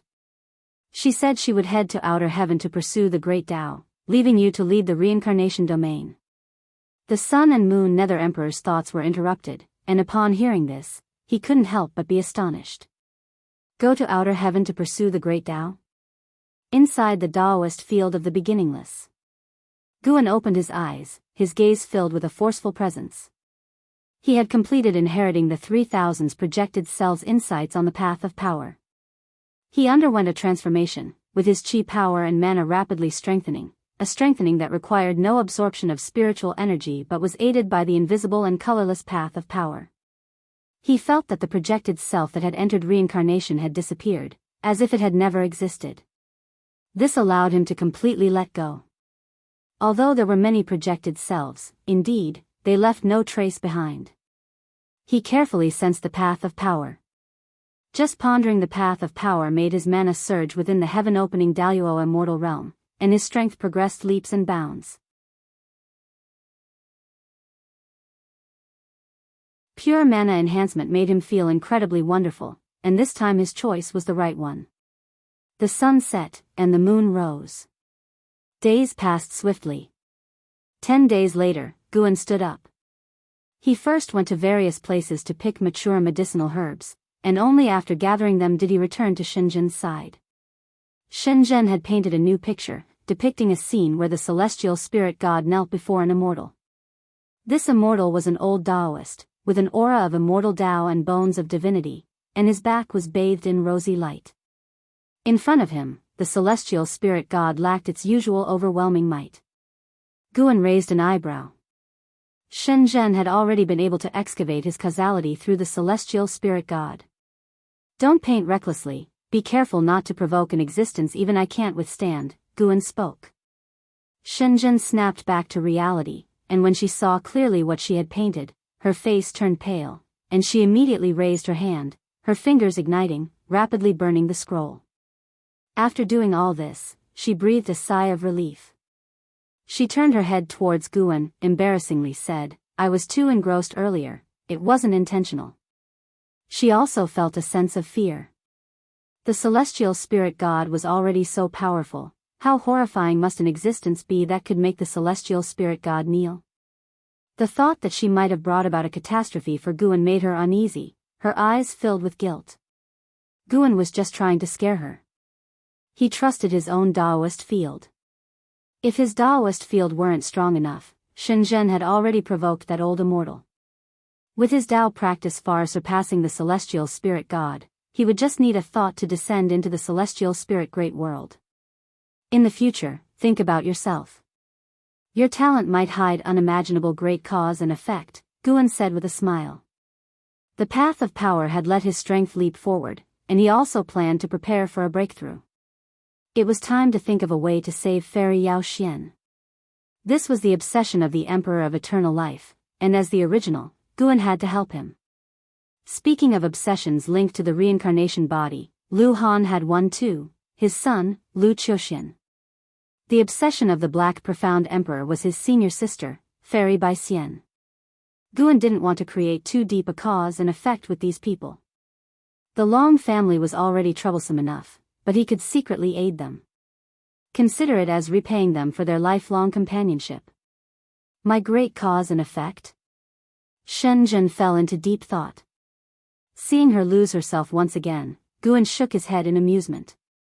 It wasn't necessarily good to be too easily enlightened. Guan sat down and continued painting. He felt that Ji Xiaoyu had left the celestial spirit great world, but he did not stop his brush. He had long seen Ji Xiaoyu's future. After many trials and tribulations, Ji Xiaoyu would descend into other great thousand worlds, thus welcoming more opportunities. Her choice was right, she would go further in the future. Unfortunately, it was just further. Guan had seen the end of her life. She would die in a struggle. He was not worried. When the time came, he would act. Peering into destiny did not make Guan feel desolate towards everything because he was not only able to peer but also to change and even manipulate. Beings of lower realms could not detect this manipulation and would only sink in fate. One stick of incense later, Guan completed his painting of Ji Xiaoyu. He saw Shenzhen still in a self-forgetting state, so he couldn't help but turn his gaze towards other worlds. Zhang Buku was temporarily safe, and in the long years to come, his power would grow continuously until he became the demon emperor of the Tai's great world. Compared to him, Guan was more concerned about another person. That was Zhu Shi. The former lord of the Holy Court, Saint Heaven Reincarnation. After being sent out of the celestial spirit great world by the immortal seeker, she came to a domain not part of the great thousand worlds to make her way, a place that also had heaven and earth, but without the rules of the great world. Guan had only recently in the last 10,000 years caught track of Zhu Shi. At this moment, she was making her way through an ancient secret realm, said to be the dojo of a Taoist emperor, filled with mechanisms and its own world. Sir the Novel Fire. Net website on Google to access chapters of novels early and in the highest quality. This Taoist emperor made Guan feel familiar. Emperor Ziwei. This emperor had appeared in the life of the Black Profound Emperor and was the strongest in talent he had ever encountered. Now recalling it, Guan felt that this Emperor Ziwei was very extraordinary. If you find any errors, ads pop up, ads redirect, broken links, non-standard content, etc., please let us know it report so we can fix it as soon as possible.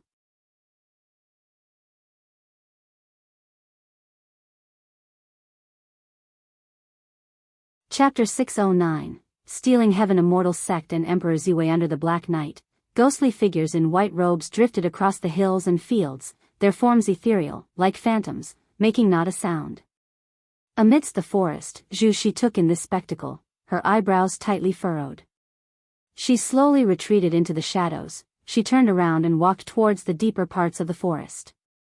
Moonlight filtered through the gaps between the leaves, illuminating her figure draped in a deep purple long garment, her hair pinned atop her head, exuding an air of authority and spirit.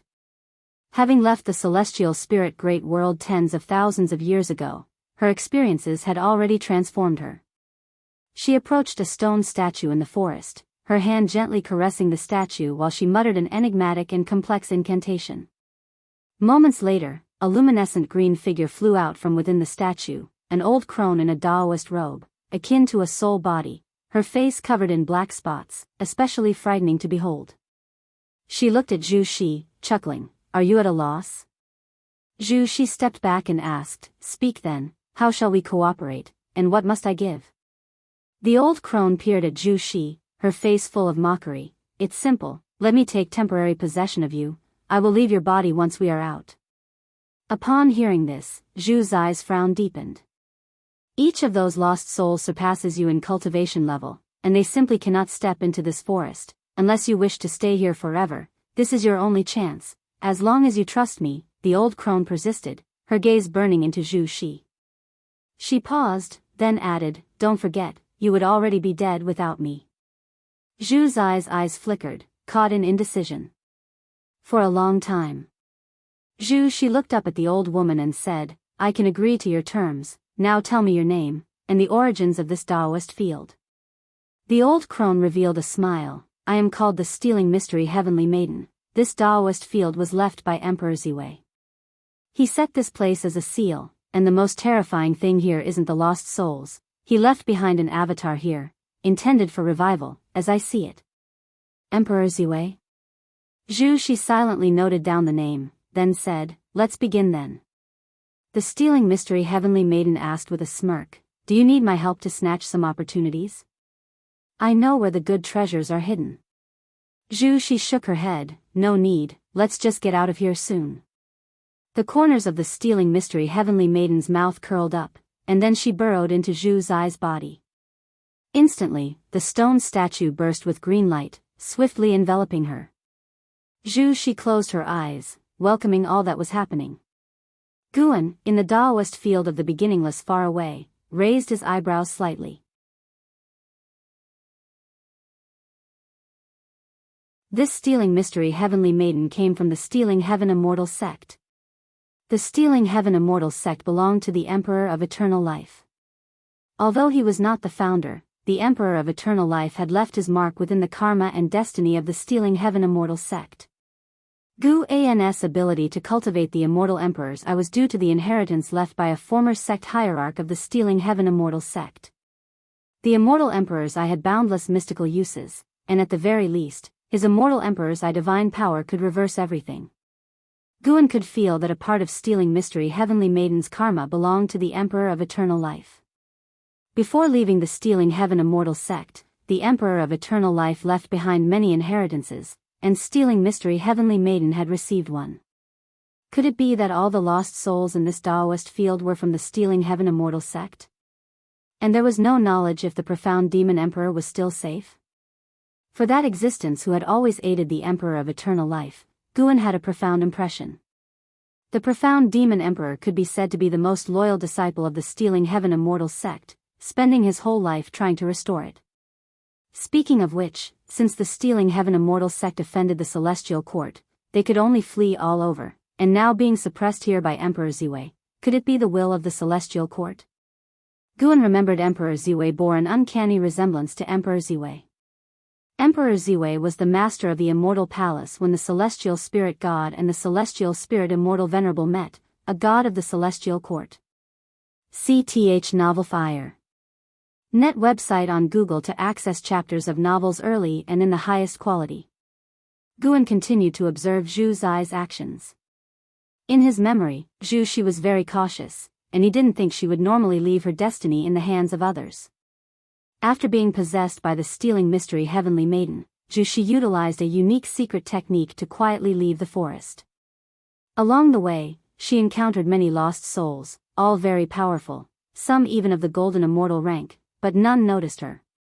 In the blink of an eye, time shifted to noon the next day, and Shenzhen finally woke up. Guan stood up, not bothering to ask what she had realized, but left after dropping these words, don't be so fixated all the time. Sometimes, taking a break for a while can be more helpful. By the time Shenzhen came to her senses, she could no longer see his figure. Indeed, I seem to have become quite obsessed lately, always trying to pursue enlightenment. It appears I've been stimulated by that kid, Tian Hao, Shenzhen murmured to herself as she stood up to tidy up the easel. Her mood was still fairly good. Although she hadn't made any breakthroughs, she had all the time in the world to comprehend it.